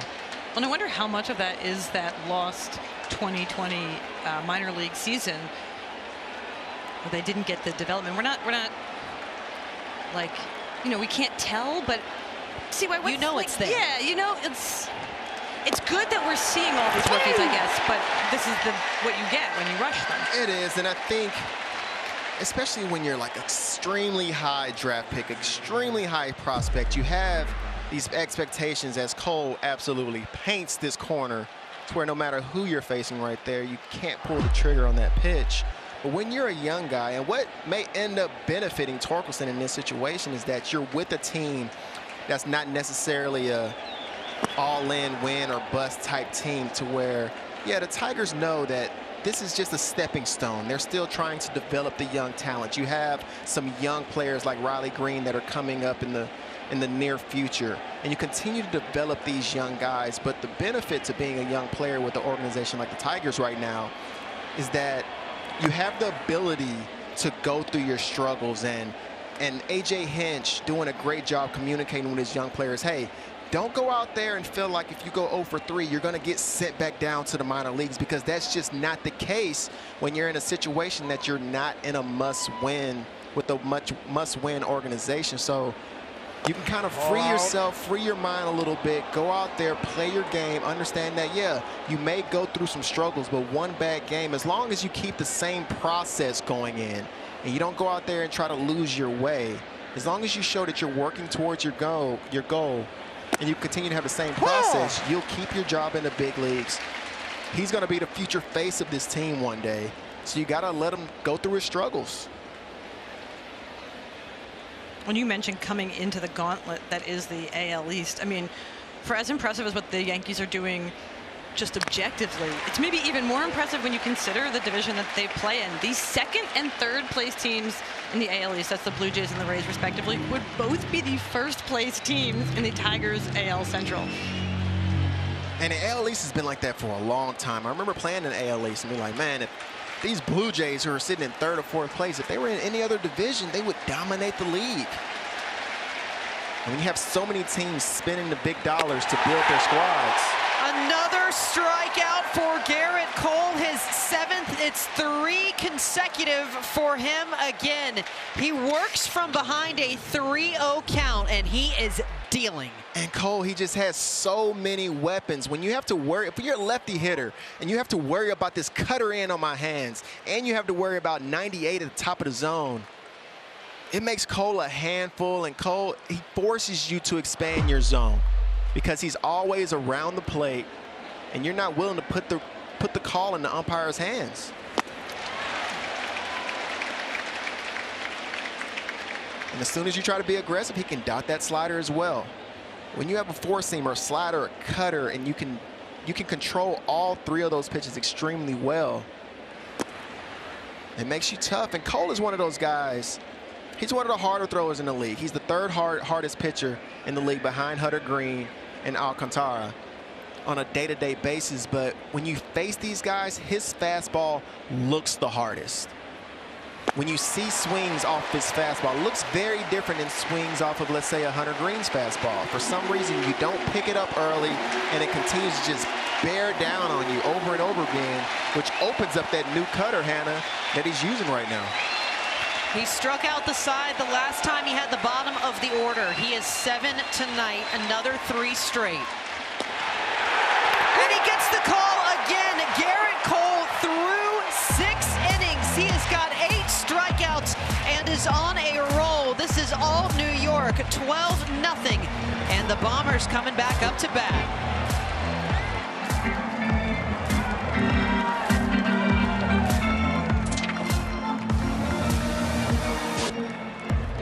Pinpoint accuracy presented by Q Health. And Cole just staying on the corners time in and time out. He's using that fastball away, that cutter in, the elevated heater, fastball down and away. what you see here is Cole staying on the corners, and you see the magic that Trevino is able to do behind the plate as well by getting those calls that are slightly off the dish. But with Cole being able to hit that spot time in and time out, it makes it look like a strike, especially to the umpire. They love throwing to him here. I was talking to his teammate with the Rangers and teammate again here, IKF, about Trevino, and he says he put in the work. He puts in the work. He does his homework on every hitter, on every team, and he knows what he's doing. He says he really gives his pitchers confidence. And specifically, he said he knows things that other catchers don't. Like, he digs deep into the information and the analytics. Both Trevino and Higashioka, their other catcher, are really smart guys. Like, Boone was telling us that they both meet with the pitchers before the game. There's a lot of information that the catchers and pitchers both bring into all their pregame meetings. It seemed like this with this team, especially with the pitching staff, they all have each other's back. I mean, the starters really communicate with each other. The catchers really communicate with each other. They make sure that everybody's on the same page. And when you have the talent that they have, when you have that talent and nobody's out there looking for just their individual self, and they understand we have something special this year, let's play as a team, and if we play as a team, we can go out there and do some really special things this season. These are the results that you get. I mean, seeing guys top step, I mean, this is a 12-0 ball game. And yeah, you see them having fun, but you also see Nestor Cortes at the top step watching the game unfold. And a lot of times, especially with starting pitchers, as many of you know, like, you'll see guys going in the clubhouse back and forth, sitting on the back, playing games, not really paying too much attention. But seeing Taillon right here, seeing Nestor Cortes top step, it's impressive. Anthony Rizzo leading off the 6th against Jacob Barnes. Again, the first reliever for Detroit. And they catch a foul tip, so Barnes with a strikeout to start it. Let's send it back to LG in the studio for some updates. A lot of runs on this Friday night, Mel, starting the city of brotherly love. Yet another Schwarbaum deep to center field that almost cleared the forest. I know there's a better name for that, but it almost made it to the concourse there. 9-0 the score now as we get you out to KC. Yet another homer there for Lidmus Diaz. That made it 2-0 for the Stros, and out to Queen City once again. Lane Thomas, check this out. His 3rd homer of the game. That's all the way to the 2nd deck. 8-2, that's on top in the bottom of the 7th. LG, I'm sure we will look up a name for that. Maybe it's where the one reliever would always like to hang out. We'll just call all of those spots. I know the Braves have one as well. That's the place of solitude if you're the one bullpen guy that needs a moment to think, as Josh Donaldson trying to read the mind of Barnes on the mound out of the Tigers bullpen. Only one without a hit as he rolls this one back to Candelario, the 3rd baseman, to first. And 2 down. Yankees batted around in the 5th for 7 runs. That matches their season high for an inning. They did that back on May 12th against the White Sox, picked up 8. So Donaldson, his first game back, and that might be what you expect from him production-wise. He has made some contact tonight, did draw a walk in the 2nd, but you do get your feet back underneath you as Miguel Andujar, with 2 outs, will stand in. He had a single in that big 5th inning. In 12-0 New York, they've got 13 hits in the ballgame. Detroit still looking for their first. The first pitch home, another ground ball. This one up the middle. Baez slings it. And a 1-2-3 inning for the Tigers through 6. Yankees on top.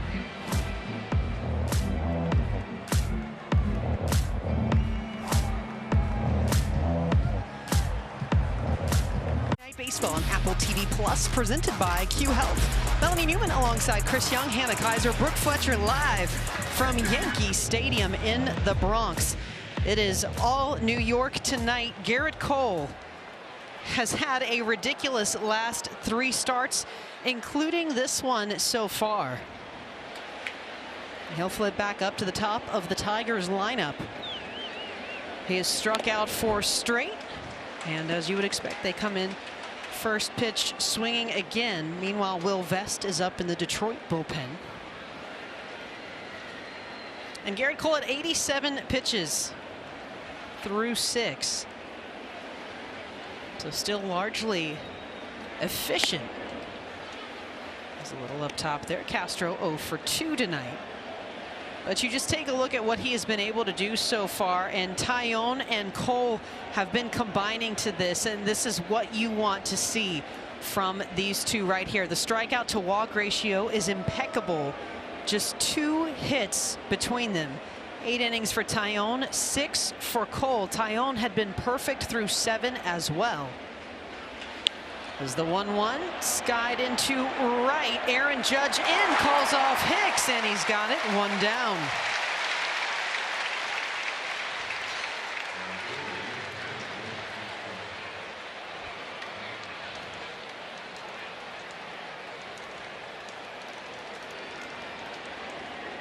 So that'll bring up Harold Castro.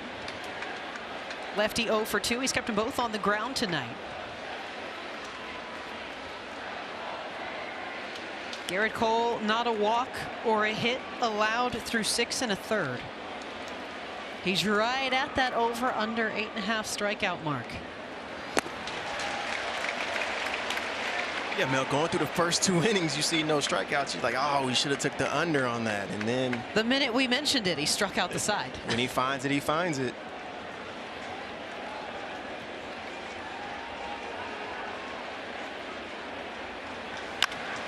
Shot foul to right, gets everybody up on their feet. It's almost like watching the wave here, the way that Yankee Stadium is packed out. A foul ball goes in their direction, and you just see the crescendo of fans as everybody's reaching out to get a piece of what has been a prolific game if you're in that Yankee navy blue tonight. 0-2, soft ground ball, sliding stop for LeMahieu. 2 down.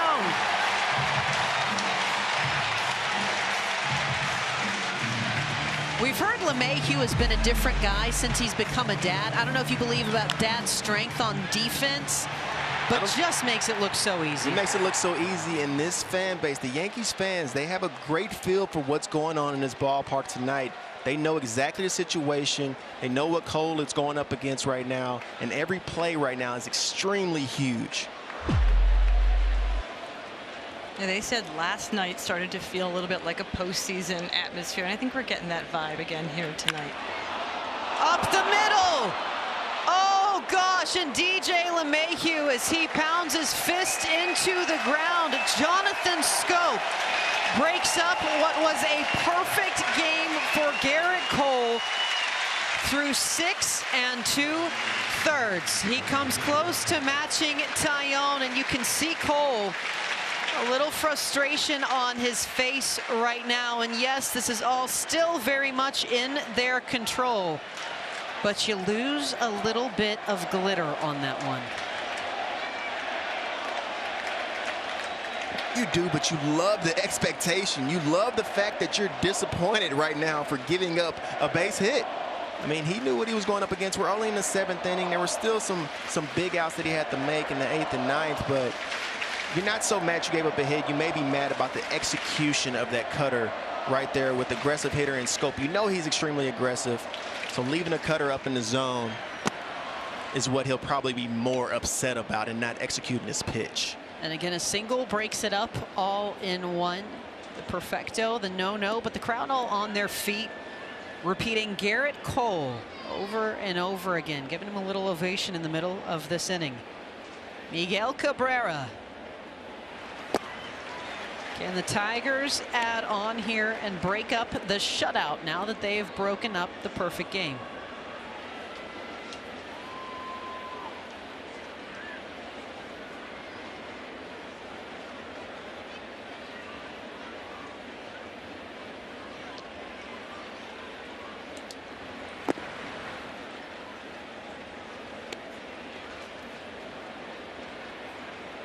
Does losing the potential for a milestone, does that spur, not right now, but does that give you a cause to eventually call on that bullpen versus just leaving him out there?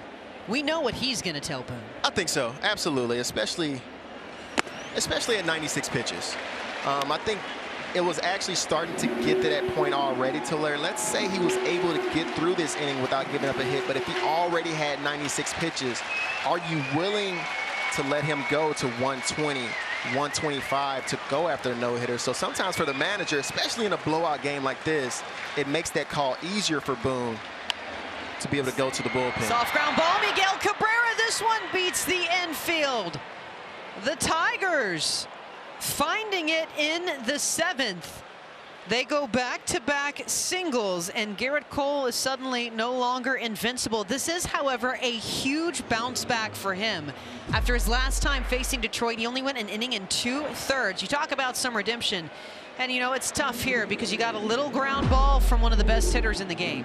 Yeah, back on April 19th, he faced this Detroit offense. He went inning and 2/3, like you said, Mel. He had 5 walks, and being able to come back. He's pitched well historically against the Tigers, but to be able to come out, have a game like this, especially after Taillon did what he did last night, and Nestor Cortes the day before, it's nice to be able to continue to feed off that energy and ride the wave of this amazing starting pitching. But you still want to get out this inning unharmed right here. Yeah, you gave up the hit, but you want to lock it in and get out this inning unscathed. And meanwhile, Miguel Cabrera will officially exit the ballgame. They'll put in pinch runner Cody Clemens. He comes from the family you might expect with that last name. All smiles.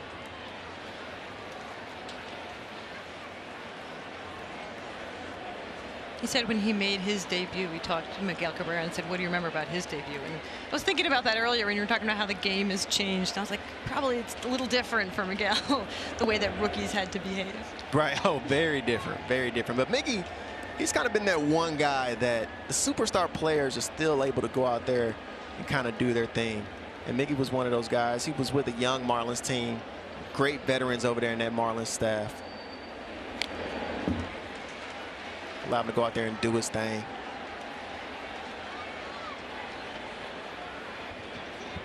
Well, for Javier Baez tonight, he'd like to get something going. He's ground out to 3rd and 2nd.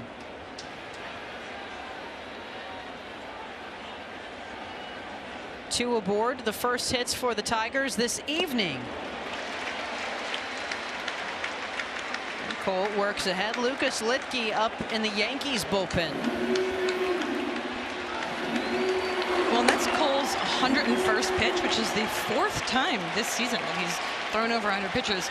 So you're right, maybe easier for Boone now that he doesn't have the perfect game, but he's a guy who's gone deep a bunch of times. 1-2, swing and a miss. Garrett Cole, another big strikeout, and yet the man still not happy with himself. The perfecto over, but the Yankees are in cruise control, 12-0. We head to the stretch.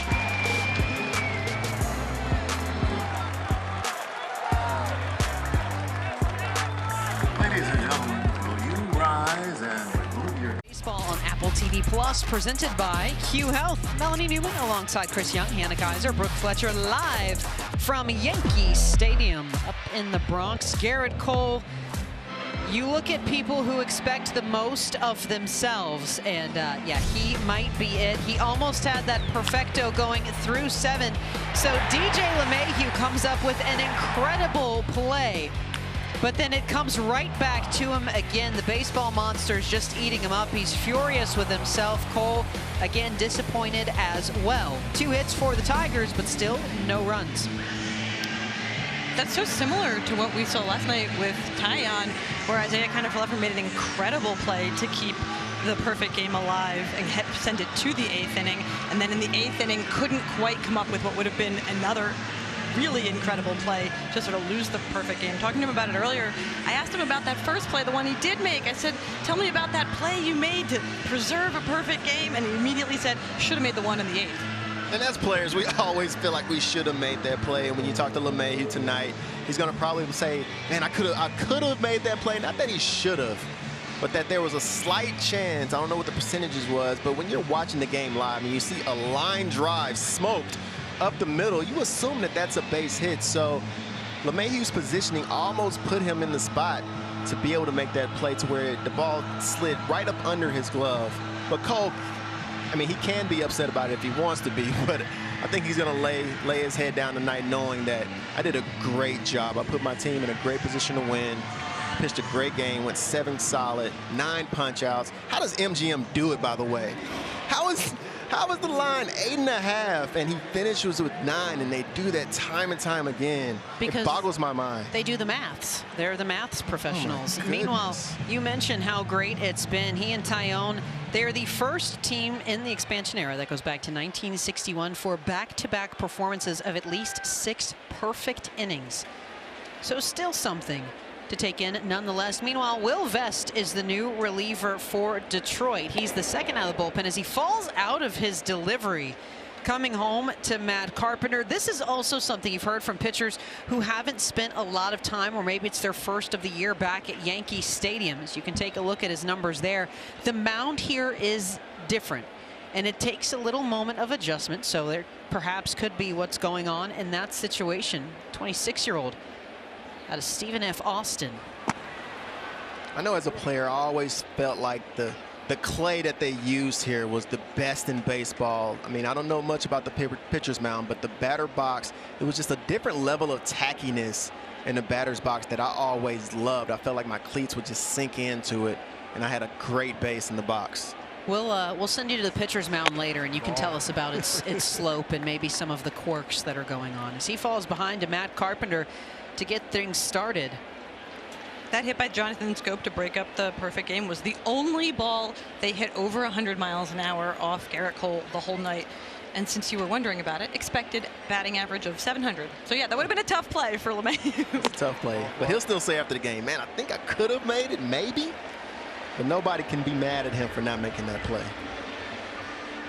This copyrighted telecast is presented by authority of the Office of the Commissioner of Baseball and may not be reproduced or retransmitted in any form. The accounts and descriptions of this game may not be disseminated without express written consent. Will Vest trying to keep things going. Jacob Barnes finishes 2 runs in an inning and 2/3, a walk and a strikeout.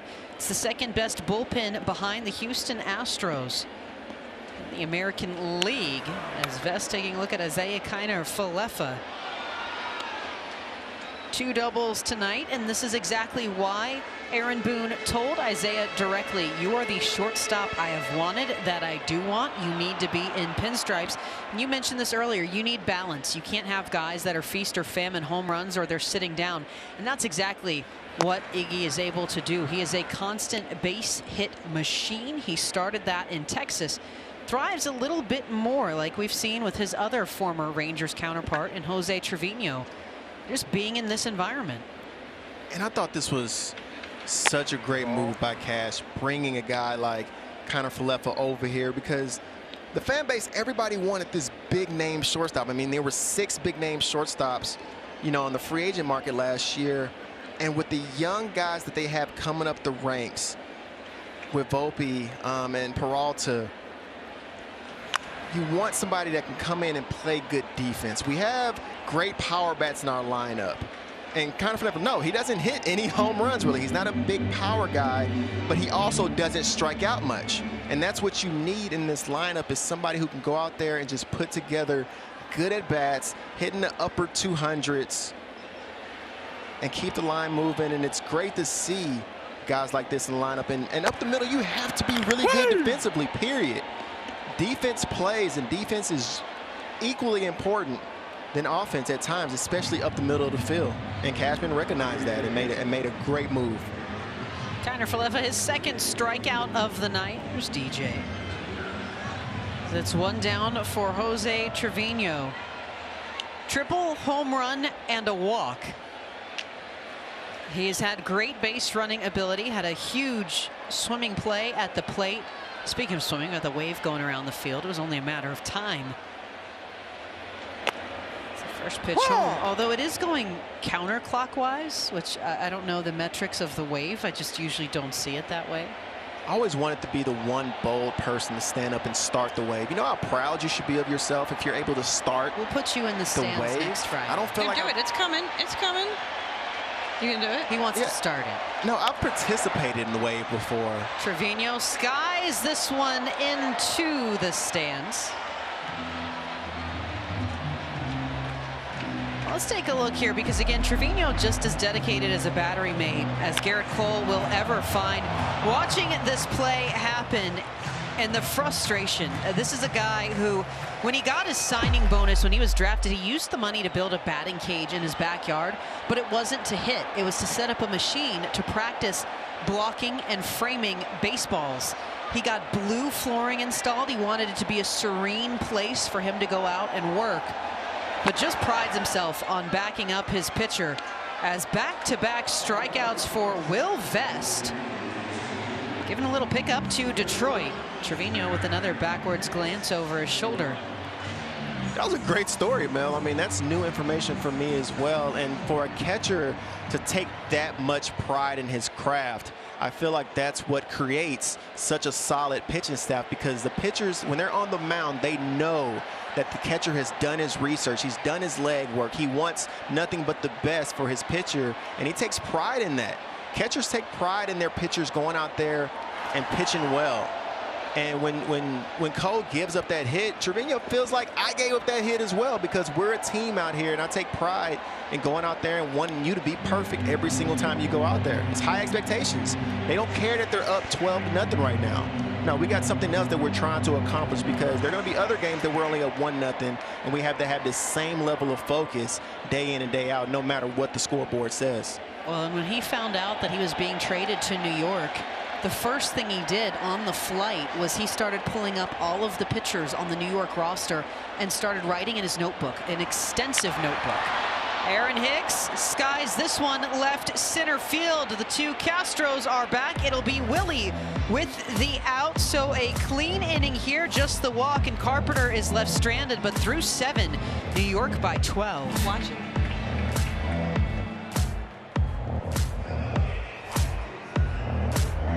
Apple TV Plus is presented by Q Health, the most accurate COVID-19 self-test trusted by Major League Baseball, and sponsored in part by SoFi. Bank, borrow, and invest all in one app. And by Oris, a 118-year-old independent Swiss watchmaker setting the new standard.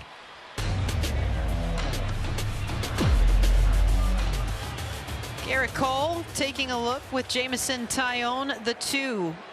One was perfect through 7, the other one almost able to match it. The Tigers picked up 2 hits. Jonathan Scope, Miguel Cabrera, little infield ground balls that were able to just squib their way through and break it all up. And Garrett Cole, his day is done after those 7 innings. Just the 2 hits allowed, 9 strikeouts. He'll give way to Manny Benuelo's first big league appearance in 983 days. You have to go back to 2019 with the White Sox, 2015 with the Braves. He's taken a little international stint as well, keeping his career going. But he will get the bottom end of this Tigers lineup in a name that you have not heard in quite some time, CY. No, not since being cut with the Mariners in 2020. Like you said, like you hinted at, he played in the Chinese Professional Baseball League, played in the Mexican League. Sometimes as a pitcher or as a player, period, got to continue to go out there, find jobs, because you never know when that opportunity will come back in the major leagues for you. And Benuelos, sorry about that. It's a tough name for me to say for some reason. Well, he gets Candelario to ground out to Isaiah Kiner-Falefa, 1 down. And this is the perfect opportunity for him to get into the game. I'm sorry, Hannah. No, low risk, you're right. We saw Cole and Taillon talking. They go way back to their Pirates days, the two of them, and then also Clay Holmes, who we're not going to get to see probably because it's not a high leverage situation. But Clay Holmes was roommates at different times with each of those two, with Cole, who was his very first professional roommate, and then Taillon when he was recovering, when the two of them were both rehabbing from Tommy John surgery. I asked him what Cole was like as a roommate, and he said he's particular about a few things. And I asked him if he cared to elaborate, and he said no, but we had to share a bathroom, and he just always made sure his stuff was aligned. I can appreciate that. I appreciate a clean roomie. Speaking of clean, it's a clean game right here that they pitched tonight, and it has to be nice to be looking. You're sitting in the 8th inning, you and your partner in crime, y'all sitting there watching the iPad, watching the pitches that you threw that night. And if you're in the 8th inning or if you're in the 7th inning, you're saying, man, I made this mistake in the 7th, this one mistake. I think you did all right that night, I would say. I think the facial expressions disagree with you. but I'll let you have that. Nah, he's good. He's good. You can act all disappointed if you want to. That was a great outing, and he'll be fine. Yeah, when you have the adrenaline flowing, you expect perfection. You get a little upset, but you get over that really fast. That would be similar to me playing a game and hitting a home run my first 3 at-bats, and then in my 4th at-bat, the pitcher missed right over the middle, and I just missed it, and I go back to the dugout and I act like I'm mad. And everybody else around you is like, hey, come on, let it go. You did your thing tonight. Take the good. Stick with the good. Torkelson works a full count. Again, rebounding from his worst outing, which was also against the Tigers. Perfect through 6 2/3 tonight. So he'll give way to Banuelos. We mentioned earlier it was Litke originally up in the Yankees bullpen. So their first reliever, Detroit threw 2 of theirs. Will Vest coming out for the bottom of the 7th.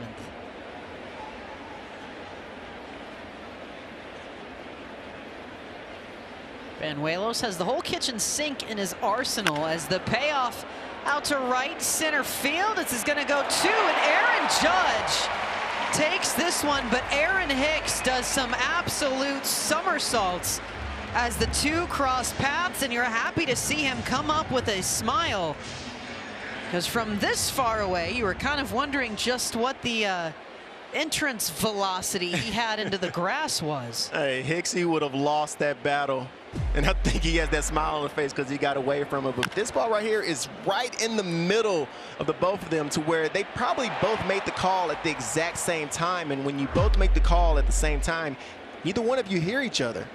But it's good for Judge to take the inside route, Hicks to take the deep route, and that way nobody collides with each other. Tucker Barnhart, and this just the softest of hits. Josh Donaldson is not going to be able to get down in time, and Barnhart with a smile as he sneaks one through. And right here, this is where you have 2 outfielders that have played a lot together. Hicksy understands, I'm going to take the deep route. Judge, you take the short route.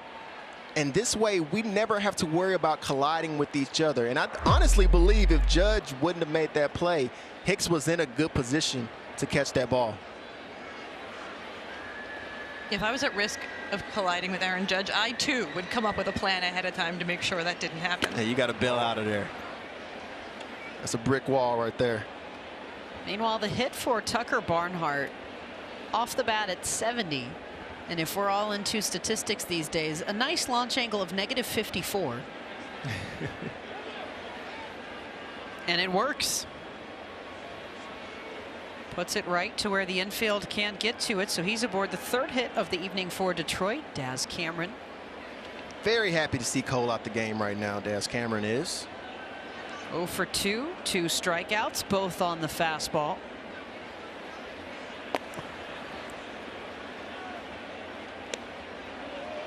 And as a hitter, when you're sitting and you're 0 for 2 with 2 punch outs, you find yourself in a hitter's count.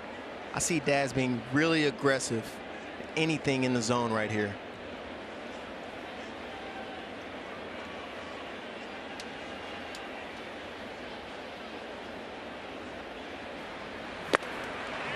Yeah, it didn't have to be a fastball or a slider, just anything over the plate. When you're sitting with a couple punch outs under your belt, you want to be aggressive as early as possible. As soon as you get a pitch to hit, you want to try to jump on it. When you mentioned that fastball, 7 of the 9 punch outs for Cole came off of that pitch. Yeah, he pretty much used his cutter tonight as his equalizer early in the count to be able to get strikes when he needed it. Maybe when he was in hitters counts, 1-0 counts, 2-0 counts. Let me go ahead and use that cutter to steal a couple strikes. And then later in that bat, he would go to the 4-seamer and go to the slider to get the strikeouts. Is that you on the dugout? You playing catch with yourself? That's what I'd be doing in a 12-0 game, for sure. Gleyber Torres. He's just staying ready, that's all. No, he's not going to be happy if you say, hey, get your spikes on. You got to go out there right now. What? And a strikeout here for Banuelos. His first appearance in nearly 1,000 days is scoreless. We head to the bottom of the 8th.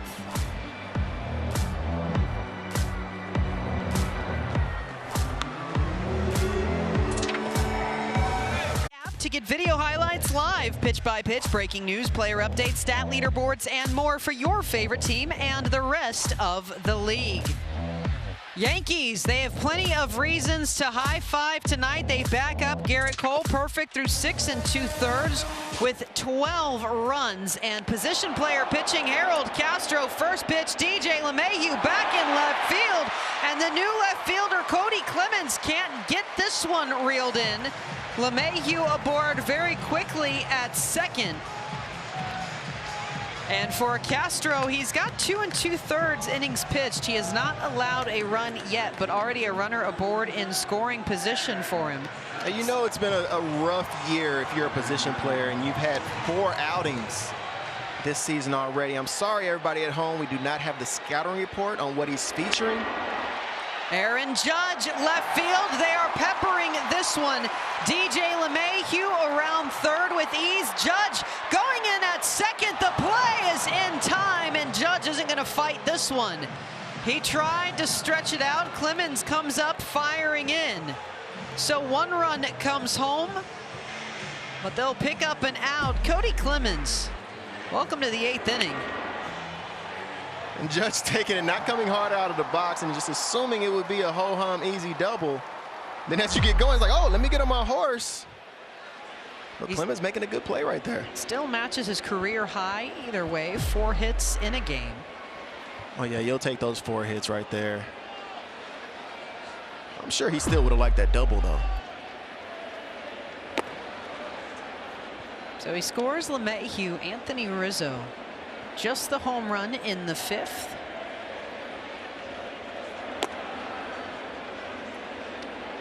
Nice little 58-mile-an-hour lob ball at the top there. Yeah, they're calling it a slider, but I think you're right with the lob ball. He's anywhere from 57 to 77 with his lob ball or his heater. Let's call it a heater and a lob ball, huh? 3-1 to Rizzo. Up high in the air, out to right center. Castro calls off Daz Cameron. And he's got the out, 2 down. And, you know, I think that might have been my favorite moment of this year was Adam Wainwright, the Cardinals pitcher, giving a review of what he thought of Albert Pujols and Yadier Molina's pitching. And he said, you know, I was really disappointed. I wanted a heater and I wanted a breaking ball. I wanted some velocity separation, maybe mid-80s. And I got these lob ball pitches. He wanted more from his teammates. And that doesn't charm you? See why you're not a fan of the position player pitching, even when it leads to that? I'm not a fan at all. I was a fan, honestly, when Yadi and Pujols did it this season, but for some reason with those Cardinals, I'm a fan of everything they do because I see Pujols having so much fun, and I think it's great, and I think the fans enjoy it. But as a whole, no, I'm not a fan of a position player pitching because sooner or later, and I'm not trying to speak this into existence, but when you're a position player and you're lobbing that stuff up there with major league batters, sooner or later somebody's going to come hard right back through the box. And I feel like at that point we'll say, oh, maybe we should change this whole pitcher on the mound rules because they're defenseless up there throwing 60 miles an hour to guys like Giancarlo Stanton and Aaron Judge. And you just never want to see anybody get hurt. And I don't know. I don't agree with it. I understand why teams do it. You want to save your bullpen arms. But I'm not a fan of it, though. When that happens, look, now you're going to make me defend guys standing up there defenseless against let's go. Let's go. But when that happens and somebody gets hit and then they got to change the rules so this doesn't happen anymore, I'll be bummed. I'll be like, you're squeezing all the weirdness out of baseball. I know it's not the best baseball, but there's a lot of innings to watch. And if you're a bad team, there's a lot of innings to lose. Might as well let your fans have a little fun. See why I just had a bad ERA. That's all this comes down to. I didn't. You know what? I never wanted to get on the mound because I never wanted anybody to hit a line drive back at my ear. And then I'd be like, why was I even out here? What are we doing? Trevino may be trying to figure that out as well as Miguel Andujar out to Cody Clemens again. The new left fielder is there and makes the 3rd out. 1 run comes home for the Yankees. They tack on 13-zip. We head to the 9th.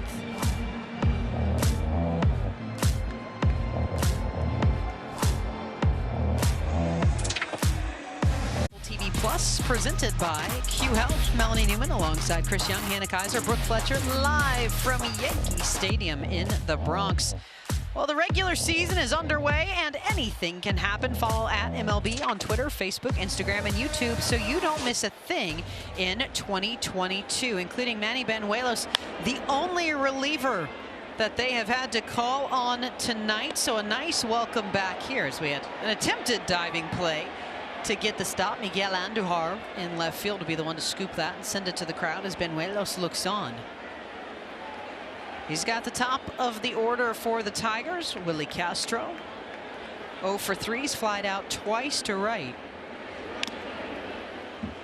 Again, Garrett Cole perfect through 6 2/3. There have been hits all across the board for the Yankees. Plenty of home runs mixed in that too for this 13-0 game. And Manny understands the situation as well. Right there in a 13-0 game, Willie Castro is going to the plate assuming he's going to feed me a first pitch fastball right down the middle. But Manny's like, no, no, no. I'm still trying to get this shutout. You're getting a first pitch slider. This is my first outing in a couple years. I'm not laying anything over the middle of the plate for you. Right back to Banuelos. He snaps, throws to first on the run. And one down. And to your point, CY, this is a guy, you hear this with rookies sometimes, but especially somebody who comes back off of a rehab stint or time away from the game, giving them a low leverage situation. Well, it's been, again, almost 1,000 days since he's been in Major League Baseball. He's been in other professional leagues.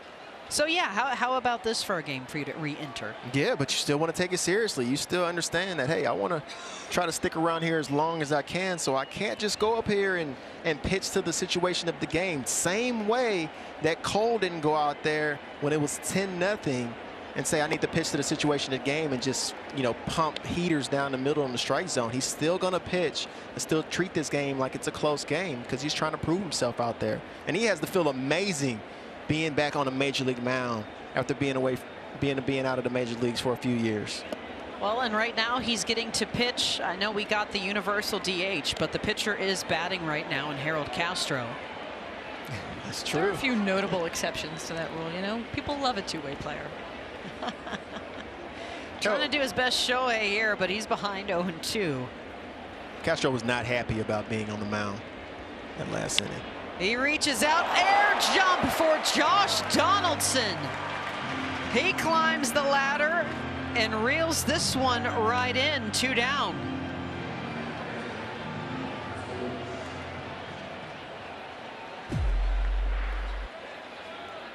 Castro right here, he's 0 for 3 on the day. Hit a line drive the other way, shift on you, and you hit it right at the third baseman. Manny Banuelos, Jonathan Schoop. Marking the bottom of the zone. Schoop, again, the first hit for the Tigers in the 7th to break it all up.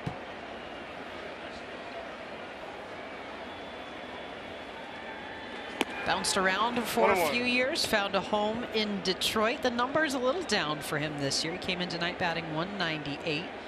But another example of a guy, A.J. Hinch, said he's not really worried about. You know, the defense has been there, and he's just waiting for that bat to pick back up. No, and coming into this game over the last 7 games. Schoop. Banuelos reaches out again. Wingspan for days. 1-3. He gets the final 2 outs in this ball game. And the Yankees close out a massive 13-0 win to open up this series against Detroit. Played in 2 hours and 39 minutes. And CY, I mean, we've talked about some exceptional pitching before. How are you supposed to build a game plan off of what we've seen Garrett Cole turning back into in his last several starts? You can create whatever plan you want, but when Cole has his stuff working like it does today, I don't feel like any offense in the game would have been able to do much damage against him. He was staying right on the corners, right off the plate, using that cutter so well that Hannah hinted at to begin the game. And then with the offense, Aaron Judge, we talked about him before the game, and he just continues to stay hot. 4 for 5 today with a couple RBIs, taking his base hits, hitting a home run in the right field, and continuing to carry this offense and just be one of those guys that you can always depend on. Well, and it shouldn't be any surprise that tonight's SoFi player of the game is Garrett Cole. I mean, Hannah, Did you write it up this way? Yeah, you know, we've seen earlier this season some of the pitchers on the Yankees rotation start to give Cole a little bit of a run for his money in terms of ace, but we saw tonight why the Yankees paid him $324 million back in 2019. Because he's so laser focused, he's so locked in. I thought one of the most interesting things we saw was after the perfect game had already been broken up and after he'd been pulled and he was sitting in the dugout with Taillon, looking back at bats during that game, wanting to get even better. Well, and meanwhile, our own Brooke Fletcher, she's down on the field with DJ LeMahieu. DJ, this starting rotation has just been dominant this season, especially over the last few games, flirting with perfection here over the last 2 days. I mean, how much fun has it been just to watch what they've been able to do? Yeah, these guys have been doing a great job all year, all 5 of them, and a couple of great performances this last time through, and they're a lot of fun to play behind. Yeah, you know, Garrett Cole, he was dominant tonight on the mound, you know, gave up that hit there, but I mean, how much fun has it been watching him? Yeah, all year. Yeah, you know, I think we all had the feeling this might be the night he gets that no-hitter, but you know, the guy put a good swing on it, but he pitched great. Collectively, this team has just been playing really well. Just kind of would describe the confidence level you guys are playing at. We're just having a lot of fun. It's been a lot of fun showing up to the park. Really good chemistry. Everyone's got each other's back, so it's been a great start to the year. We got a long way to go. All right, thank you so much. Well, in Brooke, it's the largest win they've had since 2009. They've outscored opponents 30-3. You don't want to miss the rest of this season. Keep it locked here on Apple TV Plus as the Braves and Rockies battling it out at Coors Field. Friday Night Baseball on Apple TV returns next week with another doubleheader. At 8 Eastern, Rays taking on the Twins at Target Field. At 9:30, the red-hot Mets square off against Shohei Ohtani, Mike Trout, and the Angels in Anaheim. For Chris Young, Hannah Kaiser, Brooke Fletcher, I'm Melanie Newman. Stay tuned for the Friday Night Baseball post-game coverage from the studio presented by SoFi. We'll see you next week. Yankees blasting us out of this one.